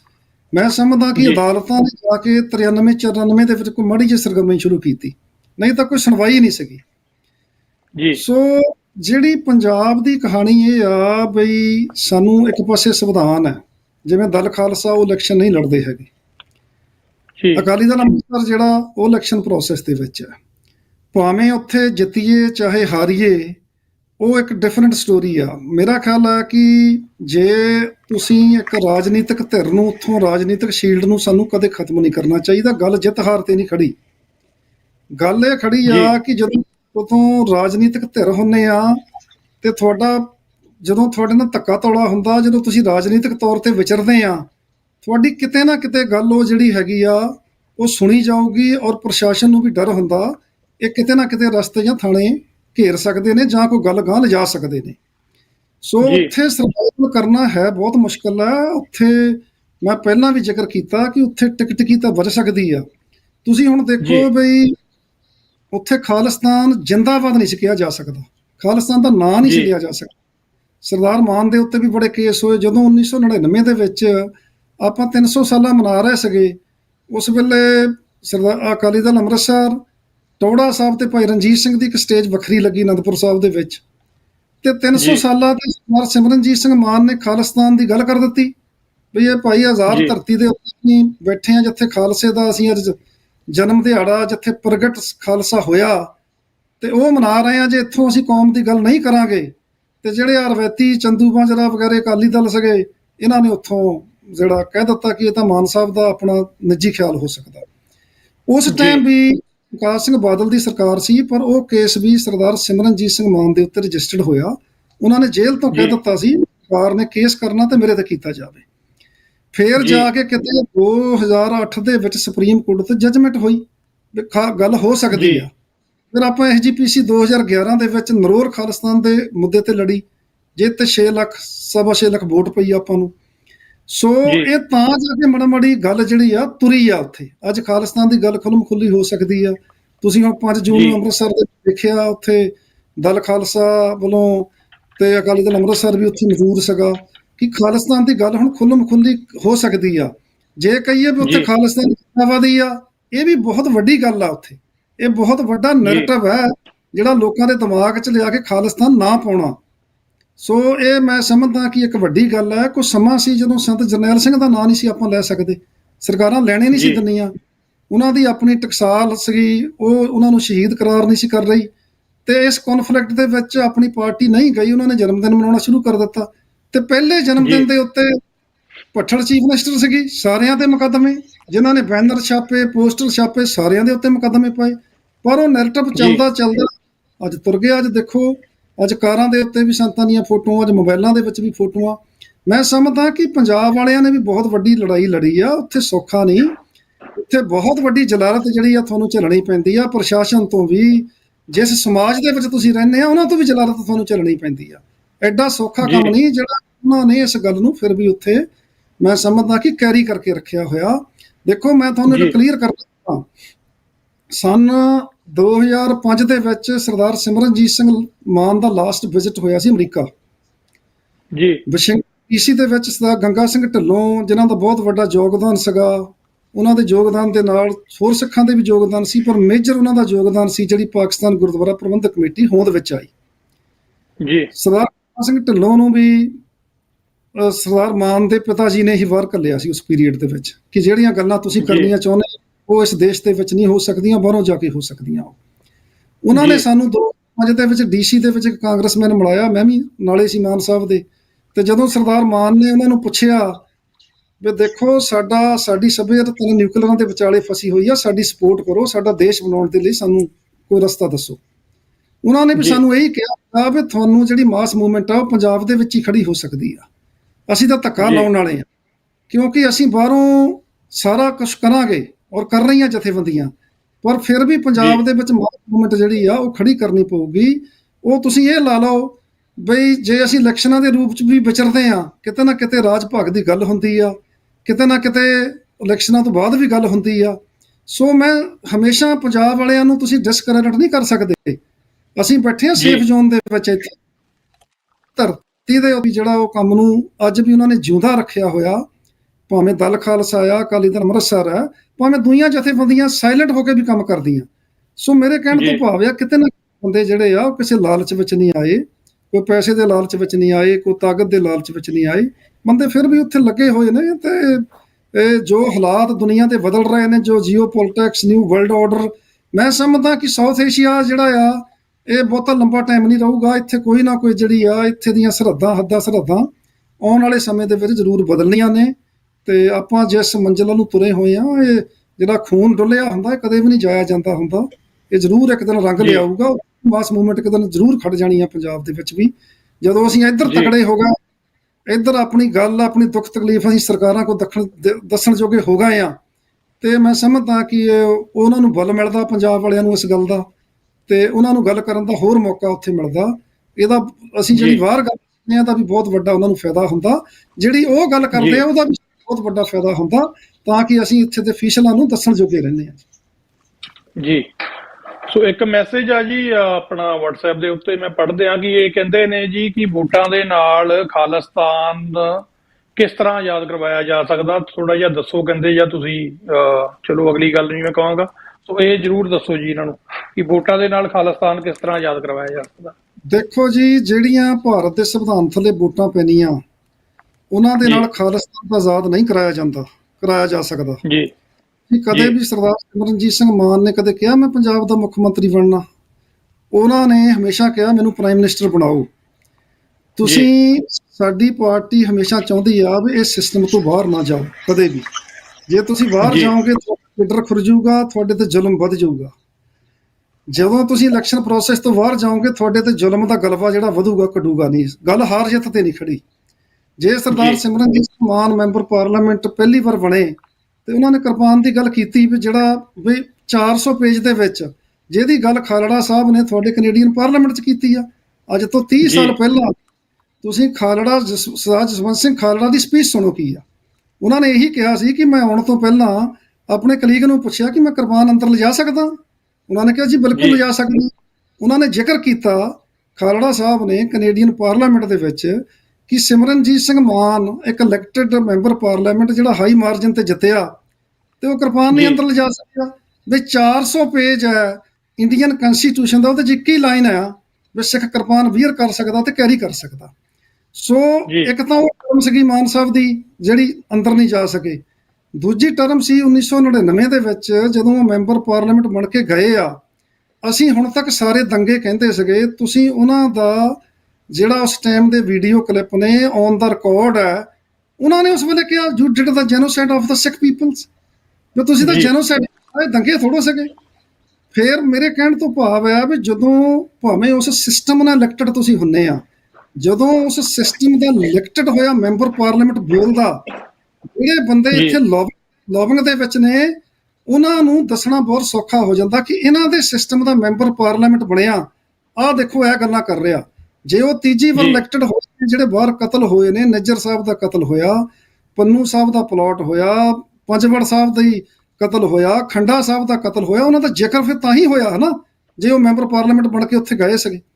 ਸੋ ਮੇਰਾ ਜੀ। ਖਿਆਲ ਹੈ ਵੀ ਸਾਨੂੰ ਇਸ ਕੰਮ ਤੋਂ ਗੱਲ ਸਰਕਾਰ ਬਣਾਉਣ ਤੇ ਨਹੀਂ ਖੜੀ, ਗੱਲ ਇਹ ਬਣੀ ਆ ਵੀ ਤੁਸੀਂ ਕੁਛ ਨਾ ਕੁਛ, ਤੁਹਾਡੇ ਉੱਥੇ MLA ਔਰ ਮੈਂਬਰ ਪਾਰਲੀਮੈਂਟ ਜ਼ਰੂਰ ਚਾਹੀਦੇ ਨੇ, ਇਲੈਕਟਡ ਅਫੀਸ਼ੀਅਲ, ਜਿਹੜੇ ਕਿ ਜਦੋਂ ਕੋਈ ਜ਼ਬਰ ਜ਼ੁਲਮ ਹੁੰਦਾ ਉਹਦੀ ਗੱਲ ਜਿਹੜੀ ਆ ਉਹ ਦੁਨੀਆ ਵਿੱਚ ਲਿਜਾ ਸਕਣ। ਮੈਂ ਤੁਹਾਨੂੰ ਐਗਜ਼ਾਮਪਲ ਜੀ। ਦਿੰਦਾ ਜੀ, ਚਲੋ ਮੈਂ ਕਦੇ ਕੀਤੀ ਤਾਂ ਹੈ ਨਹੀਂ, ਹੁਣ ਮੈਂ ਕਰ ਹੀ ਦਿੰਦਾ। ਜੀ। ਜਦੋਂ ਨਿੱਜਰ ਸਾਹਿਬ ਦੀ ਸ਼ਹਾਦਤ ਹੋਈ ਆ, ਉਹ ਤੋਂ ਬਾਅਦ ਜੀ। ਇਹਨਾਂ ਨੇ ਜ਼ਬਰ ਜ਼ੁਲਮ ਵਧਾ ਦਿੱਤੇ। ਚਲੋ ਸਾਡੇ ਦੇਸ਼ ਦੀ FBI ਨੇ ਜਿੰਨੇ ਵੀ ਖਾਲਿਸਤਾਨੀ ਐਕਟਿਵਿਸਟ ਸੀ ਉਹਨਾਂ ਨੂੰ ਪ੍ਰੋਟੈਕਟ ਕਰਨ ਦੀ ਕੋਸ਼ਿਸ਼ ਕੀਤੀ। ਇਹਨਾਂ ਨੇ ਮਤਲਬ ਆਪਣੇ, ਤੁਹਾਨੂੰ ਪਤਾ ਰਣਦੀਪ ਸਿੰਘ ਮਾਨ ਸਾਹਿਬ ਦੇ ਸੈਕਟਰੀ ਰਹੇ ਨੇ 5-4 ਸਾਲ 6 ਸਾਲ, ਉਹ ਜੀ। ਇੱਥੇ ਕੈਨੇਡਾ, ਜੀ। ਉਹਨਾਂ ਨੂੰ ਉੱਥੇ ਮੇਰੇ ਬਾਰੇ ਪੁੱਛਿਆ ਗਿਆ ਉਹਦਾ ਰੈਜ਼ੀਡੈਂਸ ਕਿੱਥੇ ਆ, NIA ਵੱਲੋਂ। ਜੀ। ਜੀ। ਫਿਰ ਆਪਣੇ ਇੰਗਲੈਂਡ ਦੇ ਪ੍ਰਧਾਨ ਜਿਹੜੇ ਨੇ ਸਰਦਾਰ ਸਰਬਜੀਤ ਸਿੰਘ, ਉਹਨਾਂ ਨੂੰ ਘੇਰ ਲਿਆ ਗਿਆ ਕਿ ਬੂਟਾ ਸਿੰਘ ਦਾ ਰੈਜ਼ੀਡੈਂਸ ਕਿੱਥੇ ਆ। ਫਿਰ ਜੀ। ਸਰਦਾਰ ਤਰਸੇਮ ਸਿੰਘ ਜਿਹੜੇ ਨੇ ਆਪਣੇ ਕੈਲੀਫੋਰਨੀਆ ਦੇ ਪ੍ਰਧਾਨ, ਉਹਨਾਂ ਨੂੰ ਪਿੰਡੋਂ ਚੱਕਿਆ ਗਿਆ ਤੇ ਮੇਰੇ ਬਾਰੇ ਪੁੱਛਿਆ ਗਿਆ। ਫਿਰ ਉਹਨਾਂ ਨੂੰ ਦਿੱਲੀ ਜੀ। ਕੱਢ ਲਿਆ ਬਾਹਰ। ਉਸ ਵੇਲੇ ਸਰਦਾਰ ਮਾਨ ਮੈਂਬਰ ਪਾਰਲੀਮੈਂਟ ਸੀਗੇ, ਉਹਨਾਂ ਨੇ ਚੱਕ ਕੇ ਜੀ। ਚਿੱਠੀ ਜਿਹੜੀ ਆ ਉਹ ਅਮਰੀਕਾ ਦੇ ਮਿਨਿਸਟਰ ਨੂੰ ਭੇਜ ਦਿੱਤੀ ਵੀ ਜੇ ਉਹਦਾ ਅਸੈਸੀਨੇਸ਼ਨ ਹੋ ਗਈ ਉਹਦੀ, ਤਾਂ ਹੂ ਵਿਲ ਬੀ ਰਿਸਪੌਂਸਿਬਲ। ਮੇਰੇ ਕੋਲ FBI ਆ ਕੇ ਮੈਂ ਬਥੇਰਾ ਕਿਹਾ ਵੀ ਮੈਨੂੰ ਕੋਈ ਐਡੀ ਗੱਲ ਨਹੀਂ ਹੈਗੀ। ਉਹ ਕਹਿੰਦੇ ਨੋ, ਦਿਸ ਇਜ਼ ਮੈਂਬਰ ਪਾਰਲੀਮੈਂਟ ਦੀ ਚਿੱਠੀ ਆ, ਦਿਸ ਇਜ਼ ਅਲਾਰਮਿੰਗ ਲੈਟਰ, ਅਸੀਂ ਤੈਨੂੰ ਖੁੱਲ੍ਹਾ ਇਸ ਤਰ੍ਹਾਂ ਨਹੀਂ ਛੱਡ ਸਕਦੇ। ਸੋ ਮੇਰੇ ਕਹਿਣ ਤੋਂ ਭਾਵ ਇਹ ਆ ਵੀ ਸਰਦਾਰ ਸਿਮਰਨਜੀਤ ਸਿੰਘ ਮਾਨ ਨੇ ਮੈਂਬਰ ਪਾਰਲੀਮੈਂਟ ਬਣ ਕੇ, ਗੱਲ ਮੇਰੀ ਨਹੀਂ ਮੈਂ ਕਰਦਾ, ਮੈਂ ਕਹਿੰਦਾ ਕਿੰਨੇ ਹੋਰ ਕੰਮ ਕੀਤੇ ਨੇ। ਉਹ ਜਦੋਂ ਮੈਂਬਰ ਪਾਰਲੀਮੈਂਟ ਸੀ, ਉਹ ਬਹੁਤ ਚਿੱਠੀਆਂ ਈਮੇਲ ਰਾਹੀਂ ਨਹੀਂ ਸੀ ਕਰ ਸਕਦੇ, ਜਿਹੜੀਆਂ 22 ਹੈਂਡ ਮੇਰੇ ਕੋਲ ਆਉਂਦੀਆਂ ਸੀ ਤੇ ਅਸੀਂ ਸਟੇਟ ਡਿਪਾਰਟਮੈਂਟ ਦੇ ਵਿੱਚ ਲੈ ਕੇ ਜਾਂਦੇ ਸੀ। ਜਦੋਂ ਇੱਕ ਇਲੈਕਟਡ ਮੈਂਬਰ ਪਾਰਲੀਮੈਂਟ ਕਿਸੇ ਦੇਸ਼ ਨੂੰ ਅਪਰੋਚ ਕਰਦਾ, ਉਹਦੀ ਗੱਲ ਧਿਆਨ ਨਾਲ ਸੁਣੀ ਜਾਂਦੀ ਆ। ਸੋ ਮੇਰੀ ਤਾਂ ਇਹ ਬੇਨਤੀ ਆ, ਤੁਹਾਡੇ ਤੇ ਜ਼ਬਰ ਜ਼ੁਲਮ ਜਿਹੜਾ ਆ ਉਹ ਘਟ ਸਕਦਾ, ਔਰ ਜੇ ਅਸੀਂ ਇਹ ਸਿਸਟਮ ਛੱਡ ਦਿੱਤਾ, ਮੈਂ ਨਹੀਂ ਕਹਿੰਦਾ ਕਿ ਇਹਦੇ ਵਿੱਚੋਂ ਸਾਰਾ ਕੁਝ ਨਿਕਲ ਜਾਣਾ, ਸਾਨੂੰ ਸਾਰੇ ਰਸਤੇ ਰੱਖਣੇ ਚਾਹੀਦੇ ਆ। ਜਿਨ੍ਹਾਂ ਨੇ ਸਿੱਧੀ ਲੜਾਈ ਕਰਨੀ ਉਹ ਲੜਨ, ਦਲ ਖਾਲਸਾ ਕਰ ਰਿਹਾ, ਪਰ ਦੋਨੇ ਜਥੇਬੰਦੀਆਂ ਅਕਾਲੀ ਦਲ ਅੰਮ੍ਰਿਤਸਰ ਤੇ ਦਲ ਖਾਲਸਾ ਕੰਮ ਵੀ ਤਾਂ ਇਕੱਠੇ ਕਰਦੇ ਨੇ ਉੱਥੇ ਉਸ ਗਰਾਊਂਡ ਦੇ ਉੱਤੇ। ਸੋ ਇਸ ਕਰਕੇ ਇਹ ਜਿਹੜਾ ਤੁਸੀਂ ਉੱਥੇ ਗੱਲ ਤਾਂ ਚੀਫ ਮਿਨਿਸਟਰ ਦੀ ਨਹੀਂ ਚੱਲਦੀ, ਪੰਜਾਬ ਦੇ ਹੱਕ ਤਾਂ ਇਹਨਾਂ ਨੇ 84 ਤੋਂ ਪਹਿਲਾਂ ਜਿਹੜੇ ਕੋਲ ਸੀ ਉਹ ਵੀ ਨਹੀਂ ਰਹਿਣ ਦਿੱਤੇ। ਜੇ ਅੱਜ ਖਾਲਿਸਤਾਨੀ ਜਥੇਬੰਦੀ ਉੱਥੇ ਚੀਫ ਮਿਨਿਸਟਰ ਬਣ ਜਾਊਗੀ, ਤੁਹਾਨੂੰ ਤਾਂ ਸੈਂਟਰ ਦੇ ਪੂਰੇ ਦੱਲੇ ਬਣ ਕੇ ਚੱਲਣਾ ਪਊਗਾ। ਜੇ ਤੁਸੀਂ ਸਰਕਾਰ ਤੋਂ ਬਾਹਰ MLA ਜਾਂ ਮੈਂਬਰ ਪਾਰਲੀਮੈਂਟ ਤੁਹਾਡੇ ਹੈਗੇ ਆ, ਫਿਰ ਤੁਸੀਂ ਪੱਟ ਤੇ ਥਾਪੀ ਮਾਰ ਕੇ ਗੱਲ ਕਰ ਸਕਦੇ ਆ। ਸੋ ਇਸ ਕਰਕੇ ਸਾਨੂੰ ਉਸ ਕੰਮ ਤੋਂ ਬਾਹਰ ਨਹੀਂ ਜਾਣਾ ਚਾਹੀਦਾ, ਸਾਨੂੰ ਸਿੱਧੀ ਲੜਾਈ ਵੀ ਨਹੀਂ ਛੱਡਣੀ ਚਾਹੀਦੀ, ਸਾਨੂੰ ਜਿਹੜਾ ਲਾਬਿੰਗ ਪਾਰਟ ਆ ਸਾਨੂੰ ਉਹ ਵੀ ਨਹੀਂ ਛੱਡਣਾ ਚਾਹੀਦਾ। ਸਰਦਾਰ ਸਿਮਰਨਜੀਤ ਸਿੰਘ ਮਾਨ ਨੇ ਜਿੱਤ ਕੇ ਲਾਲ ਬੱਤੀ ਨਹੀਂ ਭਾਰਤ ਦੇਸ਼ ਦੀ ਲਾਈ, ਕਦੇ ਉਹਨਾਂ ਨੇ ਭਾਰਤ ਦੇਸ਼ ਦਾ ਫਲੈਗ ਨਹੀਂ ਲਾਇਆ। ਸੋ ਮੇਰਾ ਖਿਆਲ ਆ ਵੀ ਸਾਨੂੰ ਕੋਈ ਰਸਤਾ ਵੀ ਜਿਹੜਾ ਉਹ ਛੱਡਣਾ ਨਹੀਂ ਚਾਹੀਦਾ। ਜੇ ਅਸੀਂ ਛੱਡਾਂਗੇ, ਲੋਕਾਂ ਦੇ ਉੱਥੇ ਕੰਮ ਨੇ, ਲੋਕਾਂ ਦੀਆਂ ਉੱਥੇ ਮਜਬੂਰੀਆਂ ਨੇ, ਭਾਵੇਂ ਅਸੀਂ ਹਾਰੀਏ ਜਿੱਤੀਏ, ਐਜ਼ ਇੱਕ ਪੋਲੀਟੀਕਲ ਪਲੇਟਫਾਰਮ ਤੁਹਾਡਾ ਉੱਥੇ ਨਾ ਕਿਤੇ ਪ੍ਰਭਾਵ ਬਣਿਆ ਰਹਿੰਦਾ। ਸੋ ਮੇਰੀ ਇਹ ਬੇਨਤੀ ਹੈ ਜੀ। ਜੀ ਬਿਲਕੁਲ ਜੀ। ਇੱਕ ਹੋਰ ਮੈਸੇਜ ਆ, ਇਹ ਦੁਬਾਰਾ ਆਇਆ ਕਿਲਾ ਸਾਹਿਬ ਦਾ। ਇਹ ਕਹਿੰਦੇ ਨੇ ਜੀ ਲੌਂਗ ਲਿਵ ਇੰਡੀਅਨ ਆਰਮੀ। ਕਿਲਾ ਸਾਹਿਬ ਜੀ ਫਿਰ ਇਹ ਵੀ ਕਹਿ ਦਿਓ ਕਿ ਲੌਂਗ ਲਿਵ ਬਾਬਰ ਦੀ ਆਰਮੀ, ਜਿਹਨੂੰ ਤੁਸੀਂ ਕਹਿੰਦੇ ਹੋ ਕਿ ਮੰਦਿਰ ਢਾਏ ਆ ਉਹਨੇ, ਮਸਜਿਦਾਂ ਬਣਾਤੀਆਂ। ਤੁਹਾਨੂੰ ਤੁਸੀਂ ਇੱਕ ਵਾਰੀ ਲਿਖ ਲਿਆ, ਚਲੋ ਮੈਂ ਇਗਨੋਰ ਕਰਤਾ ਵੀ ਚਲੋ ਠੀਕ ਆ, ਤੁਹਾਡਾ ਆਪਣਾ ਵਿਚਾਰ ਆ, ਮੈਂ ਪੜ੍ਹ ਵੀ ਦਿੱਤਾ, ਪਰ ਹੁਣ ਤੁਸੀਂ ਬਾਰ-ਬਾਰ ਜਿਹੜਾ ਇਕਸਾਨ ਦੀ ਕੋਸ਼ਿਸ਼ ਕਰ ਰਹੇ ਹੋ। ਜਿਹੜੀ ਇੰਡੀਅਨ ਆਰਮੀ ਆ ਉਹ ਲੌਂਗ ਲਿਵ ਹੈ ਕਿ ਨਹੀਂ, ਉਹਨਾਂ ਬੱਚੀਆਂ ਨੂੰ ਪੁੱਛੋ ਜਿਹੜੀਆਂ ਮਣੀਪੁਰ ਆਰਮੀ ਹੈੱਡਕੁਆਟਰ ਦੇ ਸਾਹਮਣੇ ਨਿਰਵਸਤਰ ਹੋ ਕੇ ਹੱਥਾਂ 'ਚ ਬੈਨਰ ਫੜ ਕੇ ਆਈਆਂ ਸੀ ਕਿ ਤੁਸੀਂ ਸਾਨੂੰ ਰੇਪ ਕਰਦੇ ਹੋ, ਇੱਥੇ ਕਰ ਲਓ, ਜਿਹੜੇ ਸਾਡੇ ਘਰਾਂ ਜਾ ਕੇ ਕਰਦੇ ਹੋ। ਸੋ ਥੋੜਾ ਜਿਹਾ ਨਾ ਵਿਸ਼ੇ ਦੀ ਗੰਭੀਰਤਾ ਨੂੰ ਸਮਝਿਆ ਕਰੋ। ਤੁਹਾਡਾ ਜੇ ਕੋਈ ਵਿਚਾਰ ਹੈ, ਸਾਡੇ ਜਿਹੜੀ ਅਸੀਂ ਗੱਲ ਕਰ ਰਹੇ ਆ ਇਹਦੇ ਤੁਸੀਂ ਨਹੀਂ ਸਹਿਮਤ, ਤੁਸੀਂ ਕੋਈ ਆਪਣਾ ਵਿਚਾਰ ਰੱਖਣਾ ਚਾਹੁੰਦੇ ਹੋ, ਤੁਹਾਡਾ ਸਵਾਗਤ ਆ। ਪਰ ਆ ਜਿਹੜੀਆਂ ਚੋਬਾਂ ਜਿਹੀਆਂ ਤੁਸੀਂ ਲਾਉਨੇ ਹੋ, ਤੇ ਇਹੀ ਵਜ੍ਹਾ ਹੈ ਜੀ। ਫਿਰ ਅੱਗੇ ਕੋਈ ਹੋਰ ਲਿਖਦਾ ਜੀ ਤੁਸੀਂ ਗੱਲਾਂ ਇੱਥੇ ਹੀ ਕਰ ਸਕਦੇ ਹੋ, ਤੁਸੀਂ ਪੰਜਾਬ 'ਚ ਨਹੀਂ। ਜਿਹੜੇ ਮੇਰੇ ਨਾਲ ਅੱਜ ਗੈਸਟ ਜੁੜੇ ਨੇ ਸ਼੍ਰੋਮਣੀ ਅਕਾਲੀ ਦਲ ਅੰਮ੍ਰਿਤਸਰ ਤੋਂ ਨੇ, ਤੇ ਇਹ ਪੰਜਾਬ 'ਚ ਹੀ ਜਿਹੜੀ ਪਾਰਟੀ ਕੰਮ ਕਰਦੀ ਆ ਜੀ। ਸੋ ਸਰਦਾਰ ਬੂਟਾ ਸਿੰਘ ਜੀ, ਇੱਕ ਹੋਰ ਜਿਹੜਾ ਮੈਂ ਆਪਣੇ ਵੱਲੋਂ ਵੀ ਕੁਐਸਚਨ ਜਿਹੜਾ ਪੁੱਛਣਾ ਚਾਹੁੰਦਾ ਕਿ ਸ਼੍ਰੋਮਣੀ ਅਕਾਲੀ ਦਲ ਅੰਮ੍ਰਿਤਸਰ ਜਿਹੜੀ ਆ ਕੋਆਰਡੀਨੇਸ਼ਨ ਕਮੇਟੀ ਵੀ ਜਿਹੜੀ ਬਣਾਈ ਗਈ ਆ ਇੰਟਰਨੈਸ਼ਨਲੀ ਕੰਮ ਕਰਨ ਨੂੰ, ਉਹਦੇ ਬਾਰੇ ਵੀ ਜ਼ਰੂਰ ਥੋੜਾ ਜਿਹਾ ਦੋ ਚਾਰ ਗੱਲਾਂ ਜਿਹੜੀਆਂ ਹੈਗੀਆਂ ਤੁਸੀਂ ਸਮਝਦੇ ਹੋ ਜ਼ਰੂਰੀ ਉਹ ਸਾਂਝੀਆਂ ਕਰੋ, ਤੇ ਮੈਂ ਜਦ ਤੱਕ ਹੋਰ ਮੈਸੇਜ ਪੜ੍ਹ ਲਵਾਂ। ਹਾਂਜੀ ਦੇਖੋ, ਅਸੀਂ ਜਿਹੜੀ ਇੰਟਰਨੈਸ਼ਨਲ ਕੋਆਰਡੀਨੇਸ਼ਨ ਕਮੇਟੀ ਬਣਾਈ ਆ ਅਕਾਲੀ ਦਲ ਅੰਮ੍ਰਿਤਸਰ ਦੇ ਸਾਰੇ ਯੂਰਪ ਦੇ ਵਿੱਚ ਯੂਨਿਟ ਹੈਗੇ ਨੇ, England, Canada, Australia, even middle East ਦੇ ਵਿੱਚ ਵੀ ਹੈਗੇ ਨੇ। ਅਸੀਂ ਉਹਨਾਂ ਨੂੰ ਇਕੱਠੇ ਕਰਕੇ ਇੱਕ ਕੋਆਰਡੀਨੇਸ਼ਨ ਕਮੇਟੀ ਬਣਾਈ ਆ, ਤੇ ਜਿਹਦੇ ਵਿੱਚ ਯੂਨਿਟ ਜਿਹੜੇ ਆਪੋ ਆਪਣੇ ਦੇਸ਼ਾਂ ਦੇ ਅਫੀਸ਼ੀਅਲ ਦੇ ਨਾਲ ਵੀ ਕੰਮ ਕਰਦੇ ਨੇ। ਖਾਸ ਕਰਕੇ ਅਕਾਲੀ ਦਲ ਅੰਮ੍ਰਿਤਸਰ ਤਾਂ ਪਤਾ ਹੀ ਆ। ਤੇ ਅਸੀਂ ਕਈ ਦਫਾ ਅਸੀਂ ਤਾਂ ਬੇਸਿਕਲੀ ਪੇਡ ਲੌਬਿੰਗ ਵੀ ਹਾਇਰ ਕਰ ਲਈ ਦੀ ਆ, ਜਦੋਂ ਸਾਨੂੰ ਕੋਈ ਕੰਟਰੈਕਟ ਬੇਸ ਤੇ ਕੰਮ ਰੈਗੂਲਰ ਵੀ ਕਰ ਲੈਂਦੇ ਆ। ਅਸੀਂ ਈਵਨ ਅਸੀਂ ਪੇਡ ਲੌਬਿੰਗ ਸਾਲ ਤੋਂ ਉੱਪਰ ਰੱਖੀ। ਜਦੋਂ ਭਾਈ ਅਮਰਪਾਲ ਸਿੰਘ ਅੰਦਰ ਗਏ, ਅਸੀਂ ਇਮੀਡੀਏਟਲੀ ਹਾਇਰ ਕੀਤੀ। ਤੁਹਾਨੂੰ ਪਤਾ, ਅਸੀਂ ਤਾਂ ਉਹਦਾ ਡਿਸਕਲੋਜ਼ ਵੀ ਨਹੀਂ ਕੀਤੀ, ਅਸੀਂ ਬਹੁਤ ਮਹੀਨੇ ਉਹ ਵੀ ਅਸੀਂ ਇਹ ਸੀ ਵੀ ਕਿਤੇ ਉਹਨਾਂ ਦਾ ਕੋਈ ਪੁਲਿਸ ਮੁਕਾਬਲਾ ਨਾ ਬਣਾ ਦਿੱਤਾ ਜਾਵੇ। ਸੋ ਉਸ ਪੀਰੀਅਡ ਦੇ ਵਿੱਚ ਵੀ ਉਹ ਈਵਨ ਤੁਹਾਨੂੰ ਸ਼ਾਇਦ ਪਵਨ ਸਿੰਘ ਜੀ ਹੁਣੇ ਦੱਸ ਵੀ ਗਏ ਹੋਣੇ ਆ, ਅਸੀਂ ਤਾਂ ਉਸ ਪੀਰੀਅਡ ਦੇ ਵਿੱਚ ਜਿਹੜਾ ਵਾਸ਼ਿੰਗਟਨ ਪੋਸਟ ਦੇ ਵਿੱਚ ਇੱਕ ਸਪੈਸ਼ਲ ਪੋਸਟਰ ਲਾਇਆ ਸੀ ਜਿਹੜਾ ਕਾਫੀ ਮਹਿੰਗਾ ਸੀਗਾ, ਉਹ ਅੰਮ੍ਰਿਤਪਾਲ ਜੀ ਦਾ ਨਾਮ ਕੇ ਉੱਥੇ, ਤਾਂ ਕਿ ਕੱਲੇ ਕਾਂਗਰਸਮੈਨ ਦੀ ਡੈਸਕ ਤੇ ਪਹੁੰਚਾਇਆ ਵੀ ਕੋਈ ਇਹੋ ਜਿਹਾ ਮਤਲਬ ਕਾਊਂਟਰ ਨਾ ਕਰ ਦੇਣ। ਤੇ ਉਹ ਸਾਰਾ ਮਤਲਬ ਅਸੀਂ ਟਾਈਮ ਟੂ ਟਾਈਮ ਜਿਹੜੀ ਆ ਆਪਣੀ ਲੌਬਿੰਗ ਵੀ ਕਰਦੇ ਆ, ਸਾਡੇ ਦਫ਼ਤਰ ਵੱਲੋਂ ਵੀ ਹੁੰਦੀ ਆ, ਤੇ ਬਾਕੀ ਜਿਹੜਾ ਦੇ ਵਿੱਚ ਵੀ ਮਤਲਬ ਜਿਹੜਾ ਸਾਡਾ ਪਾਰਟ ਤਾਂ ਇਹ ਅਸੀਂ UN ਦੇ ਨਾਲ ਵੀ ਕੰਮ ਕਰਦੇ ਆ, ਤੇ UN ਦੇ ਜਿਹੜੇ ਮਿਸ਼ਨਸ ਨੇ ਹੋਰ ਦੇ ਉਹਨਾਂ ਦੇ ਨਾਲ ਵੀ ਕੰਮ ਕਰਦੇ ਆ ਅਸੀਂ। ਸੋ ਜਿੰਨਾ ਕੁ ਵੀ ਸਟੇਟ ਦੇ ਵਿੱਚ ਕੰਮ ਕਰਦੇ ਆ, ਤੇ ਕਈ ਅਸੀਂ ਰੈਜੂਲੇਸ਼ਨ ਕਰਵਾਏ ਨੇ, ਈਵਨ ਕਿਸਾਨੀ, ਤੇ ਅਸੀਂ ਕਈ ਸਟੇਟਾਂ ਵਿੱਚ ਰੈਜੂਲੇਸ਼ਨ ਵੀ ਕਰਵਾਏ ਨੇ ਕਿ ਗੁਰੂ ਗ੍ਰੰਥ ਸਾਹਿਬ ਸਿੱਖਾਂ ਦੇ ਲਿਵਿੰਗ ਗੁਰੂ ਨੇ, ਤੇ ਸਿੱਖ ਇੱਕ ਵੱਖਰੀ ਕੌਮ ਹੈ ਸਟੇਟ ਦੇ ਵਿੱਚ ਜਿਹੜਾ ਅਸੈਂਬਲੀ ਵੱਲੋਂ। ਤੇ ਫਿਰ ਕਿਸਾਨੀ ਦੇ ਵਿੱਚ ਵੀ ਅਸੀਂ ਕਾਫੀ ਕੰਮ ਕੀਤਾ। ਅਸੀਂ ਤਾਂ ਰੈਜੂਲੇਸ਼ਨ ਲਾਇਆ ਸੀ ਕਿਸਾਨਾਂ ਦੇ ਹੱਕ 'ਚ ਆਪਣੀ ਸਟੇਟ ਦੇ ਵਿੱਚ, ਜਾਨੂੰ ਇਹਨਾਂ ਦਾ ਉੱਥੋਂ ਇਹਨਾਂ ਨੇ ਮੋਰਚਾ ਚੱਕ ਦਿੱਤਾ ਸੀਗਾ। ਫਿਰ ਅਸੀਂ 78 ਆਰਗੇਨਾਈਜੇਸ਼ਨਾਂ ਤੋਂ ਸਾਈਨ ਕਰਾ ਕੇ ਜੋ ਬਾਈਡਨ ਦੇ ਵਾਈਟ ਹਾਊਸ ਤੱਕ ਪਹੁੰਚਦੀ ਕਰ ਦਿੱਤੀ ਸੀ ਆਪਣੀ ਪਟੀਸ਼ਨ, ਅਸੀਂ ਆਪਣੇ ਰਿਸੋਰਸਸ ਜਿਹੜੇ ਕਾਂਗਰਸਮੈਨ ਸੀ ਉਹਨਾਂ ਦੇ ਰਾਹੀਂ। ਤੇ ਸਾਨੂੰ ਸੁਨੇਹਾ ਵੀ ਆ ਗਿਆ ਸੀ ਵੀ 2 ਦਿਨ ਦੇ ਵਿੱਚ ਕੁਛ ਨਾ ਕੁਛ ਪ੍ਰੈਜ਼ੀਡੈਂਟ ਸਾਹਿਬ ਬੋਲਣਗੇ ਇਹਦੇ ਉੱਤੇ। ਤੇ ਫਿਰ ਉਹ ਬਿਲਕੁਲ ਮਨੁੱਖੀ ਅਧਿਕਾਰਾਂ ਦੇ ਉੱਤੇ ਜੋ ਬਾਈਡਨ ਸਾਹਿਬ ਬੋਲੇ ਸੀਗੇ ਵੀ ਉਹਨਾਂ ਨੂੰ ਹੱਕ ਹੈ ਕਿਸਾਨਾਂ ਨੂੰ ਆਪਣਾ ਕਰਨ ਦਾ।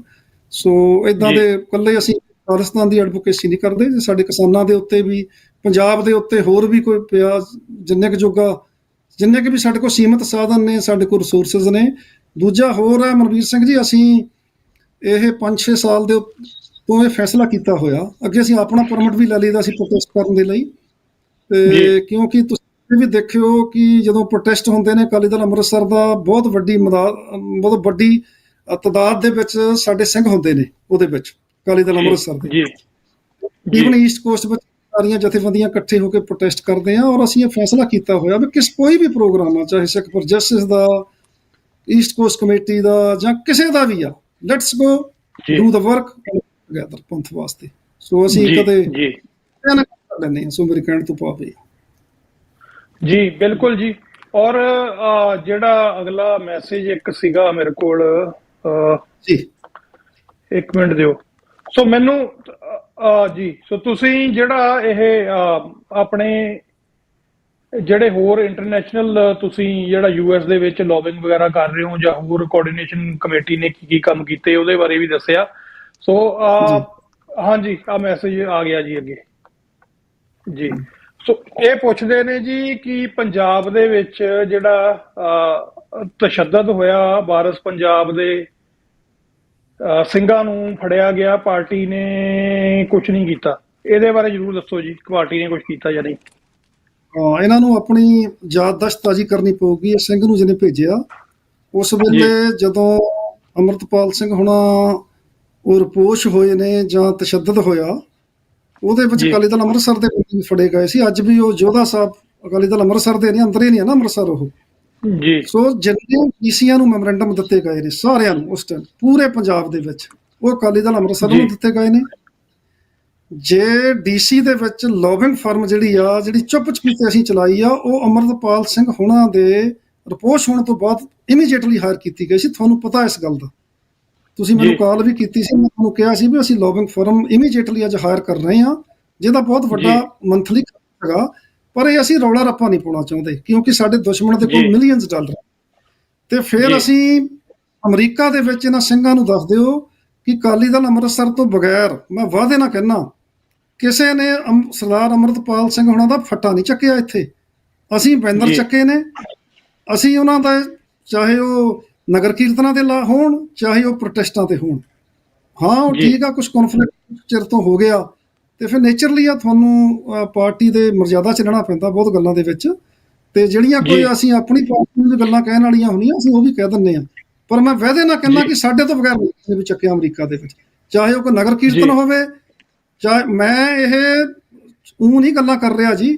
ਮੈਂ ਇੱਕ ਵਕੀਲ ਨੂੰ ਘੱਲੀਆਂ ਸੀ ਇਹ ਸਾਰੀਆਂ ਗੱਲਾਂ ਵੀ ਅੰਮ੍ਰਿਤਪਾਲ ਜੀ ਨੂੰ ਦੱਸ ਦਿਓ ਵੀ ਜੇ ਇੱਥੇ ਮੋਦੀ ਜੀ। ਆਇਆ ਤਾਂ ਵੱਡੇ ਵੱਡੇ ਫੈਸਲੇ ਜਿਹੜੇ ਅਕਾਲੀ ਦਲ ਅੰਮ੍ਰਿਤਸਰ ਵੱਲੋਂ ਤੁਹਾਡੇ ਚੱਕੇ ਗਏ ਨੇ, ਇੱਥੇ ਕਿਸੇ ਜਥੇਬੰਦੀ ਜੀ। ਨੇ ਨਹੀਂ ਹੱਥ ਲਾਇਆ ਸਰ। ਸੋ ਇਹ ਸਿੰਘ ਜੀ। ਸਾਹਿਬ ਨੂੰ ਮੈਸੇਜ ਆਇਆ, ਉਹਨਾਂ ਨੂੰ ਇਹ ਪਤਾ ਹੋਣਾ ਚਾਹੀਦਾ। ਇਹ ਸਾਰਾ ਕੁਝ ਕੀਤਾ ਗਿਆ ਜਦੋਂ ਅੰਦਰ ਗਏ ਆ ਡੀਸੀਆਂ ਨੂੰ, ਸਾਰੇ ਮੈਮੋਰੈਂਡਮ ਪ੍ਰੋਟੈਸਟ ਡੀਸੀਆਂ ਦੇ ਦਫ਼ਤਰਾਂ ਮੂਹਰੇ ਅਕਾਲੀ ਦਲ ਅੰਮ੍ਰਿਤਸਰ ਨੇ ਹੀ ਕੀਤੇ ਸੀ। ਜੀ। ਸੋ ਹੋਰ ਵੀ ਬਹੁਤ ਸਾਰੇ ਮੈਸੇਜ ਨੇ ਜੀ। ਫਤਿਹ ਬੁਲਾਉਂਦੇ ਨੇ, ਖਾਲਿਸਤਾਨ ਜਿੰਦਾਬਾਦ ਕਹਿੰਦੇ ਨੇ। ਸੋ ਸਾਰਿਆਂ ਨੂੰ ਵਾਹਿਗੁਰੂ ਜੀ ਕਾ ਖਾਲਸਾ, ਵਾਹਿਗੁਰੂ ਜੀ ਕੀ ਫਤਿਹ ਸਾਡੇ ਵੱਲੋਂ ਵੀ। ਤੇ ਕੀਪ ਇਟ ਗੁੱਡ ਵਰਕ, ਤੇ ਫਿਰ ਇਹ ਕਹਿੰਦੇ ਨੇ ਜੀ ਲੌਂਗ ਲਿਵ ਖਾਲਿਸਤਾਨ। ਸੋ ਇਸ ਤਰ੍ਹਾਂ ਦੇ ਮੈਸੇਜ ਨੇ। ਸੋ ਬਹੁਤ ਬਹੁਤ ਧੰਨਵਾਦ ਤੁਹਾਡਾ, ਔਰ ਪ੍ਰੋਗਰਾਮ ਸ਼ੇਅਰ ਜ਼ਰੂਰ ਕਰੋ। ਪ੍ਰੋਗਰਾਮ ਜਿਹੜਾ ਸਮਾਪਤੀ ਤੋਂ ਬਾਅਦ ਵੀ YouTube ਤੇ ਰਾਈਟ ਵੇ ਅਪਲੋਡ ਹੋ ਜਾਏਗਾ, ਉਹਦੇ ਤੇ ਵੀ ਸ਼ੇਅਰ ਕਰੋ ਤਾਂ ਕਿ ਜਿਹੜੀ ਇਹ ਜਾਣਕਾਰੀ ਆ ਇਹ ਸਾਂਝੀ ਕਰ ਸਕੀਏ। ਸਟੂਡੀਓ 'ਚ ਹਿੱਸਾ ਲੈਣ ਦੇ ਲਈ ਤੁਸੀਂ 514 476 8484 ਤੇ ਕਾਲ ਵੀ ਕਰ ਸਕਦੇ ਹੋ ਸਿੱਧੀ, ਜਾਂ WhatsApp ਤੇ ਅਸੀਂ ਆਪਣਾ ਸੁਭਾਗ ਸਮਝਾਂਗੇ ਕਿ ਤੁਹਾਡੇ ਜਿਹੜੇ ਵਿਚਾਰ ਨੇ ਉਹ ਪ੍ਰੋਗਰਾਮ ਦੇ ਵਿੱਚ ਸ਼ਾਮਲ ਕਰੀਏ। ਔਰ ਸਰਦਾਰ ਬੂਟਾ ਸਿੰਘ ਜੀ, ਤਕਰੀਬਨ ਆਪਣੇ ਕੋਲ 9 ਮਿੰਟ ਜਿਹੜੇ ਬਾਕੀ ਨੇ। ਸੋ ਮੈਂ ਚਾਹਾਂਗਾ ਕਿ ਤੁਸੀਂ ਜਿਹੜਾ ਆਪਣੇ ਵੱਲੋਂ ਕੋਈ ਹੋਰ ਗੱਲ ਸ਼ਾਮਲ ਕਰਨੀ ਚਾਹੋ ਜਿਹੜੀ ਮੇਰੇ ਕੋਲ ਪੁੱਛਣੋਂ ਰਹਿ ਗਈ ਹੋਵੇ, ਤੇ ਆਪਾਂ ਉਹਦੇ ਤੇ ਗੱਲਬਾਤ ਅੱਗੇ ਕਰ ਸਕਦੇ ਹਾਂ ਜੀ। ਦੇਖੋ, ਮੈਂ ਇੱਕ ਬੇਨਤੀ ਕਰਨੀ ਚਾਹੁੰਦਾ ਸਾਰੀਆਂ ਜਥੇਬੰਦੀਆਂ ਨੂੰ, ਤੁਸੀਂ ਜੀ। ਜਿਹੜੇ ਖਾਸ ਕਰਕੇ ਜ਼ਿੰਮੇਵਾਰ ਬੰਦੇ ਆ, ਦੇਖੋ ਮੈਨੂੰ ਨਹੀਂ ਪਤਾ ਕਿੱਥੋਂ ਕਿੱਥੋਂ ਲੋਕਾਂ ਨੇ ਆਈਡੀਆਂ ਬਣਾਈਆਂ ਆ, ਪਤਾ ਨਹੀਂ ਉਹ ਰੀਅਲ ਬੰਦੇ ਆ, ਪਤਾ ਨਹੀਂ ਉਹ 2 ਨੰਬਰ ਦੀਆਂ ਆਈਡੀਆਂ, ਕੰਮ ਜੀ। ਕਰਨ ਵਾਲੇ ਬੰਦਿਆਂ ਦੀ ਇੱਜ਼ਤਾਂ ਖਰਾਬ ਕਰ ਰਹੇ ਨੇ ਯਾਰ ਇਹ ਬੰਦੇ।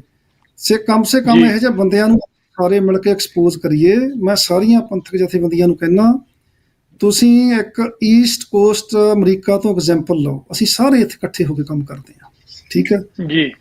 ਜੀ। ਇਹ ਸਿੱਖ ਪ੍ਰਜਾ ਨੇ ਰੈਫਰੈਂਡਮ ਕਰਾਇਆ, ਉਹਨਾਂ ਨੇ ਇੱਕ ਪ੍ਰੋਗਰਾਮ ਦਿੱਤਾ, ਠੀਕ ਹੈ ਕਿ ਨਹੀਂ? ਜੀ। ਜੇ ਤੁਸੀਂ ਕਹੋ ਜੀ। ਵੀ ਜਥੇਬੰਦੀਆਂ ਬਹੁਤ ਬੰਦੇ ਨੇ, ਨਾ, ਬੰਦੇ ਸਾਨੂੰ ਸਾਰਿਆਂ ਨੂੰ ਪਤਾ ਕਿਹਦੇ ਕੋਲ ਕਿੰਨੇ ਆ, ਕਿਹਦੇ ਕੋਲ ਕਿੰਨੇ ਨੇ। ਉਹ ਸਾਰੇ ਜੀ। ਇਸ਼ੂ ਅਸੀਂ ਆਉਨੇ ਆ, ਠੀਕ ਹੈ ਕਿ ਇਸ਼ੂ ਚੰਗਾ ਆ। ਜੀ। ਜੀ। ਸੋ ਸਾਰੇ ਸਪੋਰਟ ਕਰਦੇ ਨੇ, ਔਰ ਸਾਰੇ ਦੇਸ਼ਾਂ ਦੇ ਵਿੱਚ ਅਕਾਲੀ ਦਲ ਅੰਮ੍ਰਿਤਸਰ ਨੇ ਉਹਦਾ ਝੰਡਾ ਪੂਰਾ ਚੱਕ ਕੇ ਪੂਰੀ ਸਪੋਰਟ ਕੀਤੀ ਆ। ਸੋ ਇਸੇ ਜੀ। ਤਰ੍ਹਾਂ ਜੇ ਭਾਈ ਅੰਮ੍ਰਿਤਪਾਲ ਸਿੰਘ ਹੁਣਾਂ ਦੇ ਉੱਤੇ ਕੋਈ ਉਸ ਟਾਈਮ ਮਾੜਾ ਵਕਤ ਆਇਆ, ਅਸੀਂ ਆਪਣਾ ਬਣਦਾ ਯੋਗਦਾਨ ਅਮਰੀਕਾ ਦੀ ਜਥੇਬੰਦੀ ਨੇ ਵੀ, ਤੁਸੀਂ ਵੀ, ਅਸੀਂ ਵੀ, ਸਾਰਿਆਂ ਨੇ ਪਾਏ ਨੇ, ਵੀ ਪਾਏ ਨੇ। ਜੀ। ਉਹ ਤੋਂ ਬਾਅਦ ਜੀ। ਬੰਦੇ ਦੋਨੀ ਪਾਸੇ ਇਹੋ ਜਿਹੇ ਆ ਜਾਂਦੇ ਜਿਹੜੇ ਇਹੋ ਜਿਹਾ ਕੌਨਫਲਿਕਟ ਖੜਾ ਕਰ ਦਿੰਦੇ ਨੇ। ਸੋ ਇੱਕ ਤਾਂ ਸਾਨੂੰ ਇਹਨਾਂ ਗੱਲਾਂ ਦਾ ਧਿਆਨ ਰੱਖਣਾ ਚਾਹੀਦਾ। ਦੂਜੀ ਗੱਲ ਇਹ ਵੀ ਜੀ। ਸਿੱਖਾਂ ਦੀ ਸਾਡੀ ਕਿੰਨੀ ਗਿਣਤੀ ਪੰਜਾਬ ਦੇ ਵਿੱਚ ਹੈਗੀ ਆ। ਜੇ ਅਸੀਂ ਰਾਜ ਜੀ। ਭਾਗ ਨੂੰ ਬਿਲਡ ਕਰਨਾ, ਦੇਖੋ ਉੱਥੇ ਸਾਡੇ ਵਾਲਾ ਹਾਲ ਨਹੀਂ ਹੈਗਾ। ਇੱਥੇ ਅਸੀਂ ਕੋਈ ਕਾਂਗਰਸ ਦਾ ਜਾਂ ਹੋਰ ਇੱਧਰੋਂ ਉੱਧਰੋਂ ਕਾਤਲ ਜਮਾਤ ਦਾ ਬੰਦਾ ਆ ਜਾ, ਅਸੀਂ ਪਾਸੇ ਦੀ ਨਿਕਲ ਜਾਂਦੇ ਆ। ਉੱਥੇ ਕਿਤੇ ਜੀ। ਨਾ ਕਿਤੇ ਉਹ ਸਾਰੇ ਇਕੱਠੇ ਕੁੱਠੇ ਹੋ ਜਾਂਦੇ ਆ। ਪਰ ਇਹ ਦੇਖੋ ਵੀ ਜੀ। ਸਾਨੂੰ ਇੰਨਾ ਕੁ ਯਕੀਨ ਚਾਹੀਦਾ ਵੀ ਉਹ ਸਾਡੇ ਬੰਦੇ ਜੇ ਤਾਂ ਕੋਈ ਆਪਣੀ ਲਾਈਨ ਬਦਲ ਗਏ ਜਾਂ ਆਪਣਾ ਕੋਈ ਸਟੈਂਡ ਜੀ। ਬਦਲ ਗਿਆ, ਫਿਰ ਤਾਂ ਕਿੰਤੂ ਪਰੰਤੂ ਕਰੀਏ। ਅਸੀਂ ਮਾੜੇ ਮਾੜੇ ਜੀ। ਕੰਮਾਂ ਦੇ ਉੱਤੇ એનર્ਜੀ ਬਹੁਤ ਲਾ ਦਿੰਦੇ ਆ, ਉਹ ਲਾਉਣ ਦੀ ਸਾਨੂੰ ਜੀ। ਲੋੜ ਨਹੀਂ ਹੈਗੀ। ਔਰ ਮੇਰਾ ਖਿਆਲ ਆ ਵੀ ਅਸੀਂ ਖਾਸ ਕਰਕੇ ਜਿਹੜੇ ਜ਼ਿੰਮੇਵਾਰ ਬੰਦੇ ਆ ਉਹਨਾਂ ਨੂੰ ਇਹਨਾਂ ਕੰਮਾਂ ਵਿੱਚ ਉਲਝਣਾ ਨਹੀਂ ਚਾਹੀਦਾ। ਉਹਨਾਂ ਨੂੰ ਥੱਲੇ ਵਾਲਿਆਂ ਨੂੰ ਵੀ ਸਮਝਾਉਣ ਦੀ ਲੋੜ ਹੈ। ਆਪਾਂ ਆਪਣੇ ਨਿਸ਼ਾਨੇ ਵੱਲ ਵਧੋ, ਕੰਮ ਆਪੋ ਆਪਣੇ ਕਰੋ ਜਿਹੜੇ ਵੀ ਕਰਨੇ ਹੈਗੇ ਆ। ਜਿੱਥੇ ਕੋਈ ਮਤਲਬ ਜੁਆਇੰਟ ਕੰਮ ਆ, ਇਕੱਠਾ ਕੰਮ ਆ, ਉੱਥੇ ਇਕੱਠੇ ਹੋ ਕੇ ਕਰੋ। ਪ੍ਰੋਟੈਸਟ ਅਸੀਂ ਸਾਰੇ ਇਕੱਠੇ ਹੋ ਕੇ ਹੀ ਕਰਦੇ ਆ, ਤੁਸੀਂ ਵੀ ਕਰਦੇ ਆ ਜੀ। ਤੇ ਅਸੀਂ ਵੀ ਕਰਦੇ ਆ। ਸੋ ਮੇਰਾ ਖਿਆਲ ਸਾਨੂੰ ਆਪਸੀ ਸਟ੍ਰੈਸ ਹੋਣ ਦੀ ਲੋੜ ਆ ਤੇ ਆਪਾਂ ਆਪਣੀ ਮੰਜ਼ਿਲ ਵੱਲ ਵਧੀਏ ਤੇ ਮੰਜ਼ਿਲ ਸਾਨੂੰ ਜ਼ਰੂਰ ਮਿਲੂਗੀ। ਤੇ ਮੈਂ ਸਮਝਦਾ ਕਿ ਭਾਈ ਹਰਦੀਪ ਸਿੰਘ ਨਿੱਜਰ ਦਾ ਜਿਹੜਾ ਪਵਿੱਤਰ ਖੂਨ ਡੁੱਲਿਆ, ਉਹਨੇ ਇਹ ਗੱਲ ਪੂਰੀ ਦੁਨੀਆ 'ਚ ਦਿੱਤੀ ਆ। ਮੈਂ ਇੱਕ ਹੋਰ ਇੱਥੇ ਕਲੀਅਰ ਕਰ ਦਿਆਂ, ਭਾਈ ਹਰਦੀਪ ਸਿੰਘ ਨਿੱਜਰ ਕਿਸੇ ਇੱਕ ਜਥੇਬੰਦੀ ਨਾਲ ਨਹੀਂ ਸੀਗੇ। ਉਹਨਾਂ ਦਾ ਸਤਿਕਾਰ ਸਾਰੇ ਜਥੇਬੰਦੀਆਂ 'ਚ ਬਹੁਤ ਸੀਗਾ। ਉਹਨਾਂ ਦਾ ਲੈਣ ਦੇਣ, ਉਹਨਾਂ ਦੀ ਗੱਲਬਾਤ ਅਕਾਲੀ ਦਲ ਅੰਮ੍ਰਿਤਸਰ ਨਾਲ ਵੀ ਸੀਗੀ। ਉਹਨਾਂ ਦੀ ਗੱਲਬਾਤ ਜਿਹੜੇ ਪੁਰਾਣੇ ਖਾੜਕੂ ਸਿੰਘ ਨੇ ਉਹਨਾਂ ਦੇ ਨਾਲ ਵੀ ਸੀ। ਉਹਨਾਂ ਦੀ ਗੱਲਬਾਤ ਸਿੱਖ ਪਰਜੈਸਿਸ ਨਾਲ ਵੀ ਸੀਗੀ। ਉਹ ਇੱਕ ਬੜੇ ਸਾਂਝੇ ਨੁਮਾਇੰਦੇ ਸੀਗੇ ਸਾਰਿਆਂ ਦੇ। ਮੈਂ ਸਮਝਦਾ ਇਸੇ ਜੀ। ਕਰਕੇ ਉਸ ਖੂਨ ਨੇ ਰੰਗ ਲਿਆਂਦਾ ਤੇ ਇੰਡੀਆ ਜਿਹੜੀ ਸਾਨੂੰ 42 ਸਾਲ ਤੋਂ 40 ਸਾਲ ਤੋਂ ਬਾਹਰ ਬਦਨਾਮ ਕਰ ਰਹੀ ਸੀ, ਉਸ ਸ਼ਹਾਦਤ ਨੇ ਐਕਸਪੋਜ਼ ਕਰਕੇ ਰੱਖ ਦਿੱਤਾ ਇਹਨਾਂ ਨੂੰ। ਤੇ ਹੁਣ ਸਾਨੂੰ ਜੀ। ਕੈਨੇਡਾ ਦੇ ਵਿੱਚ ਵੀ ਜਿਹੜੇ ਖਾਸ ਕਰਕੇ ਇਹੋ ਜਿਹੇ ਕੇਸ ਆ ਡਰੱਗ ਡਰੁੱਗ ਦੇ ਆਉਂਦੇ, ਜਦੋਂ ਸਿੱਖਾਂ ਦਾ ਨਾਂ ਆਉਂਦਾ, ਸੋ ਮੇਰੀ ਨੌਜਵਾਨਾਂ ਨੂੰ ਬੇਨਤੀ ਆ, ਇਸ ਕੰਮ ਤੋਂ ਬਚੋ। ਅਸੀਂ ਤਾਂ ਇੱਕ ਅੰਬੈਸਡਰ ਆ, ਜਦੋਂ ਸਿਰ ਤੇ ਪੱਗ ਰੱਖ ਲੈਂਦੇ ਗੁਰੂ ਸਾਹਿਬ ਦੇ, ਜਦੋਂ ਸਾਡਾ ਦਾੜਾ ਮੂਹਰੇ ਛੱਡਿਆ ਹੁੰਦਾ, ਤੇ ਸਾਡਾ ਤਾਂ ਇਮੇਜ ਬਹੁਤ ਵਧੀਆ ਚਾਹੀਦਾ ਕੱਲੇ ਕੱਲੇ ਸਿੱਖ ਦਾ। ਅਸੀਂ ਤਾਂ ਕਿਤੇ ਜੀ। ਜੌਬ ਤੇ ਵੀ ਜਾਂਦੇ ਆ, ਕਿਤੇ ਕੰਮ ਵੀ ਕਰਦੇ ਆ, ਸਾਡਾ ਇਮੇਜ ਇਦਾਂ ਦਾ ਹੋਣਾ ਚਾਹੀਦਾ ਕਿ ਹਰ ਬੰਦਾ ਗੱਲ ਕਰੇ ਵੀ ਸਿੱਖ ਇਦਾਂ ਦੇ ਨੇ। ਸੋ ਸਾਨੂੰ ਇੱਕ ਤਾਂ ਇਮੇਜ ਆਪਣਾ ਕਲੀਅਰ ਕਰਨ ਦੀ ਇਹਨਾਂ ਦੇਸ਼ਾਂ ਦੇ ਵਿੱਚ ਵੀ ਬਹੁਤ ਲੋੜ ਹੈ। ਸਾਨੂੰ ਆ ਜਿਹੜੇ ਗੈਂਗਸਟਰ ਟੋਲਾ ਆ, ਇਹਨਾਂ ਚੋਂ ਬੱਚਿਆਂ ਨੂੰ ਬਾਹਰ ਆਉਣਾ ਚਾਹੀਦਾ। ਫਿਰ ਇਹ ਜੀ ਜਿਹੜਾ ਕੋਈ ਡਰੱਗ ਬਿਲਕੁਲ ਦਾ ਜੀ। ਮਸਲਾ, ਜੀ ਇਹਨਾਂ ਤੋਂ ਬਾਹਰ ਆਉਣਾ ਜੀ। ਚਾਹੀਦਾ। ਇਹਦੇ ਨਾਲ ਪੂਰੀ ਕੌਮੀਅਤ ਦੀ ਬਦਨਾਮੀ ਹੁੰਦੀ ਆ। ਤੁਸੀਂ ਦੇਖੋ ਡਿਊਰਿੰਗ ਜੀ। ਦਾ ਪੈਂਡੈਮਿਕ, ਤੁਸੀਂ ਕੈਨੇਡੀਅਨ ਸਿੱਖਾਂ ਨੇ, ਅਮਰੀਕਨ ਸਿੱਖਾਂ ਨੇ, ਜਾਂ ਹੋਰ ਵੀ ਚੈਰਿਟੀ ਦੇ ਕੰਮ ਆਪਾਂ ਕਿੰਨੇ ਕਰਦੇ ਆ, ਹੁੰਦਾ ਕਿ ਇੱਕ ਜੀ। ਗਲਤ ਕੰਮ ਜਦੋਂ ਕਮਿਊਨਿਟੀ ਹੁੰਦਾ, ਉਹ ਸਾਰਾ ਕੁਝ ਮਿੱਟੀ ਹੋ ਜਾਂਦਾ। ਸੋ ਮੇਰੀ ਇੱਕ ਇਹ ਬੇਨਤੀ ਜੀ। ਜ਼ਰੂਰ ਹੈ ਆਪਣੇ ਨੌਜਵਾਨਾਂ ਨੂੰ ਵੀ। ਸੋ ਜੀ ਬਿਲਕੁਲ ਸਰਦਾਰ ਬੂਟਾ ਸਿੰਘ ਜੀ, ਮੈਂ ਇੱਥੇ ਇੱਕ ਜਿਹੜੀ ਹੈ ਇੱਕ ਗੱਲ ਜ਼ਰੂਰ ਯਾਦ ਕਰਾਉਣੀ ਚਾਹੁੰਦਾ ਕਿ ਜਦੋਂ 20ਵੀਂ ਸਦੀ ਦੇ ਮਹਾਨ ਸਿੱਖ ਫਿਲਾਸਫਰ ਸਰਦਾਰ ਕਪੂਰ ਸਿੰਘ ਜੀ 1974 ਦੇ ਵਿੱਚ ਆਏ ਸੀ ਵੈਨਕੂਵਰ।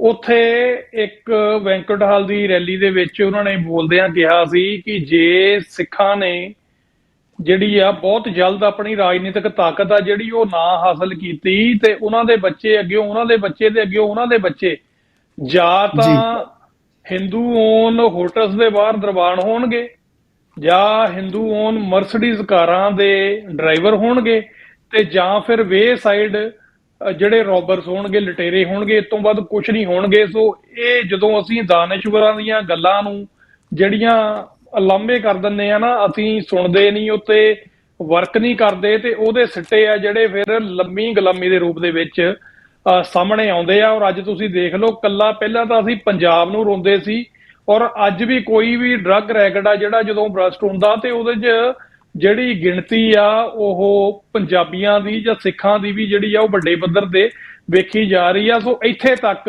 ਜਿਹੜੀ ਕੌਮ ਉਸ ਸਾਊਥ ਏਸ਼ੀਅਨ ਖਿੱਤੇ ਦੀ ਸਭ ਤੋਂ ਵੱਡੇ ਰਾਜ ਭਾਗ ਦੀ ਮਾਲਕ ਸੀ, ਉਹ ਅੱਜ ਕੱਲਾ ਉਸ ਖਿੱਤੇ 'ਚ ਨਹੀਂ, ਗੁਲਾਮੀ ਇਸ ਕਦਰ ਤੱਕ ਵੱਧ ਰਹੀ ਆ ਕਿ ਸਾਡੀ ਨਸਲ ਘਾਤ ਦਾ ਜਿਹੜਾ ਸਿਲਸਿਲਾ ਉਹ ਵਿਦੇਸ਼ਾਂ ਦੇ ਵਿੱਚ ਵੀ ਜਾਰੀ ਆ, ਤੇ ਸਾਡੇ ਬੱਚਿਆਂ ਦਾ ਜਿਹੜਾ ਇਹ ਡਰੱਗ ਦੇ ਵਿੱਚ ਫਸਣਾ ਜਾਂ ਡਰੱਗ ਡੀਲਿੰਗ ਦੇ ਵਿੱਚ ਜਾਂ ਗੈਂਗਸਟਰਵਾਦ ਦੇ ਵਿੱਚ ਫਸਣਾ, ਉਹ ਜਿਹੜਾ ਇੱਥੇ ਵੀ ਜਾਰੀ ਆ।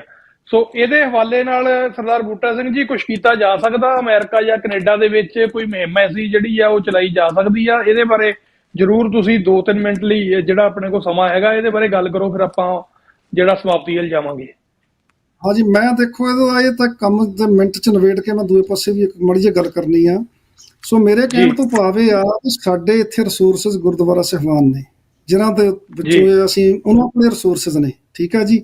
ਜਥੇਬੰਦੀਆਂ ਕੋਲ ਆਪਣੇ ਕੋਲ ਐਡੇ ਰਿਸੋਰਸਿਸ ਨਹੀਂ, ਜਾਂ ਤਾਂ ਕੋਈ ਨਾਨ ਪ੍ਰੋਫਿਟ ਆਰਗੇਨਾਈਜੇਸ਼ਨਾਂ ਜੰਗ ਬੱਚਿਆਂ ਦੀਆਂ ਹੋਣ, ਜਿਹੜੇ ਜੰਗ ਬੱਚੇ ਇਸ ਕੰਮ ਦੇ ਨੇ, ਹੋ ਸਕਦਾ ਉਹ ਬਜ਼ੁਰਗਾਂ ਨੂੰ, ਸਾਡੀ ਉਮਰ ਵਾਲਿਆਂ ਨੂੰ, 50-60 ਵਾਲਿਆਂ ਨੂੰ ਜਾਂ ਉੱਪਰ ਵਾਲਿਆਂ ਨੂੰ ਘੱਟ ਸੁਣਦੇ ਹੋਣ।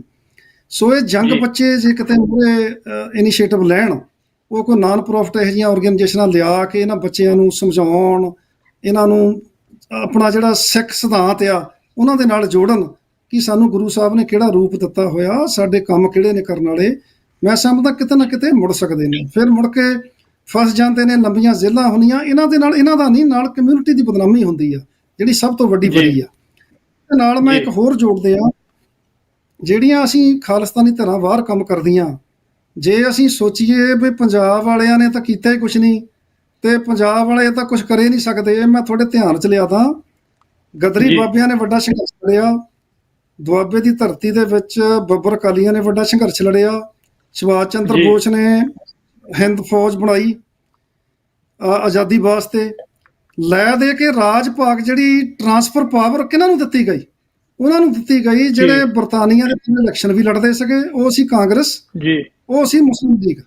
ਉਹ ਜਿਹੜੇ ਇਲੈਕਸ਼ਨ ਪ੍ਰੋਸੈਸ 'ਚ ਉਹ ਰਾਜ ਭਾਗ ਲੈ ਗਏ, ਬਾਕੀ ਅਸੀਂ ਸਾਰੇ ਕੁਰਬਾਨੀਆਂ ਜਾਂ ਰੌਲੇ 'ਚ ਗਏ। ਸੋ ਆਪਾਂ ਇੱਕ ਧਿਰ ਉੱਥੇ ਸਾਡੀ ਜ਼ਰੂਰ ਇੱਦਾਂ ਦੀ ਚਾਹੀਦੀ ਆ। ਅਸੀਂ ਨਹੀਂ ਚਾਹੁੰਦੇ ਉੱਥੇ ਕੋਈ ਚੀਫ ਮਿਨਿਸਟਰ ਬਣੇ ਕਿ ਉਹ ਸੈਂਟਰ ਦਾ ਦੱਲਾ ਬਣ ਕੇ ਸਾਡੇ ਤੇ ਜ਼ੁਲਮ, ਸਾਨੂੰ ਨਹੀਂ ਇੱਦਾਂ ਦਾ ਚਾਹੀਦਾ। ਪਰ ਉਹ ਇੰਨਾ ਕੁ ਕੰਮ ਜ਼ਰੂਰ ਰੱਖੋ, ਇੰਨੀ ਕੁ ਤਾਕਤ ਜ਼ਰੂਰ ਹੋਵੇ ਕਿ ਇਲੈਕਟਡ ਅਫੀਸ਼ੀਅਲ ਤੁਹਾਡੀ ਉੱਥੇ ਦੀ ਗੱਲ ਕਰਦਾ ਰਹੇ, ਜਦੋਂ ਅਸੀਂ ਵੀ ਇੱਥੇ ਅਫੀਸ਼ੀਅਲਾਂ ਨਾਲ ਗੱਲ ਕਰਦੇ ਰਹੀਏ ਕਿ ਆਹ ਦੇਖੋ ਸਾਡੇ ਜਿਹੜੇ ਇਲੈਕਟਡ ਅਫੀਸ਼ੀਅਲ ਆ ਉਹਨਾਂ ਨੂੰ ਕੁਝ ਹੋ ਰਿਹਾ ਤੇ ਉਹ ਆਹ ਪ੍ਰੋਟੈਕਸ਼ਨ ਕਰਨੀ ਚਾਹੁੰਦੇ ਆ। ਸੋ ਇੰਨੇ ਕੁ ਇਲੈਕਟਡ ਅਫੀਸ਼ੀਅਲ ਸਾਨੂੰ ਕੋ ਜ਼ਰੂਰ ਚਾਹੀਦੇ ਆ, ਭਾਵੇਂ ਉਹ ਕਿਸੇ ਤਰੀਕੇ ਨਾਲ ਵੀ ਬਣਦੇ ਨੇ। ਸੋ ਆਹ ਮੇਰੀ ਬੇਨਤੀ ਆ। ਸੋ ਤੁਸੀਂ ਕਰੋ ਕੋਈ ਹੋਰ ਗੱਲ ਕਰਨੀ ਤਾਂ।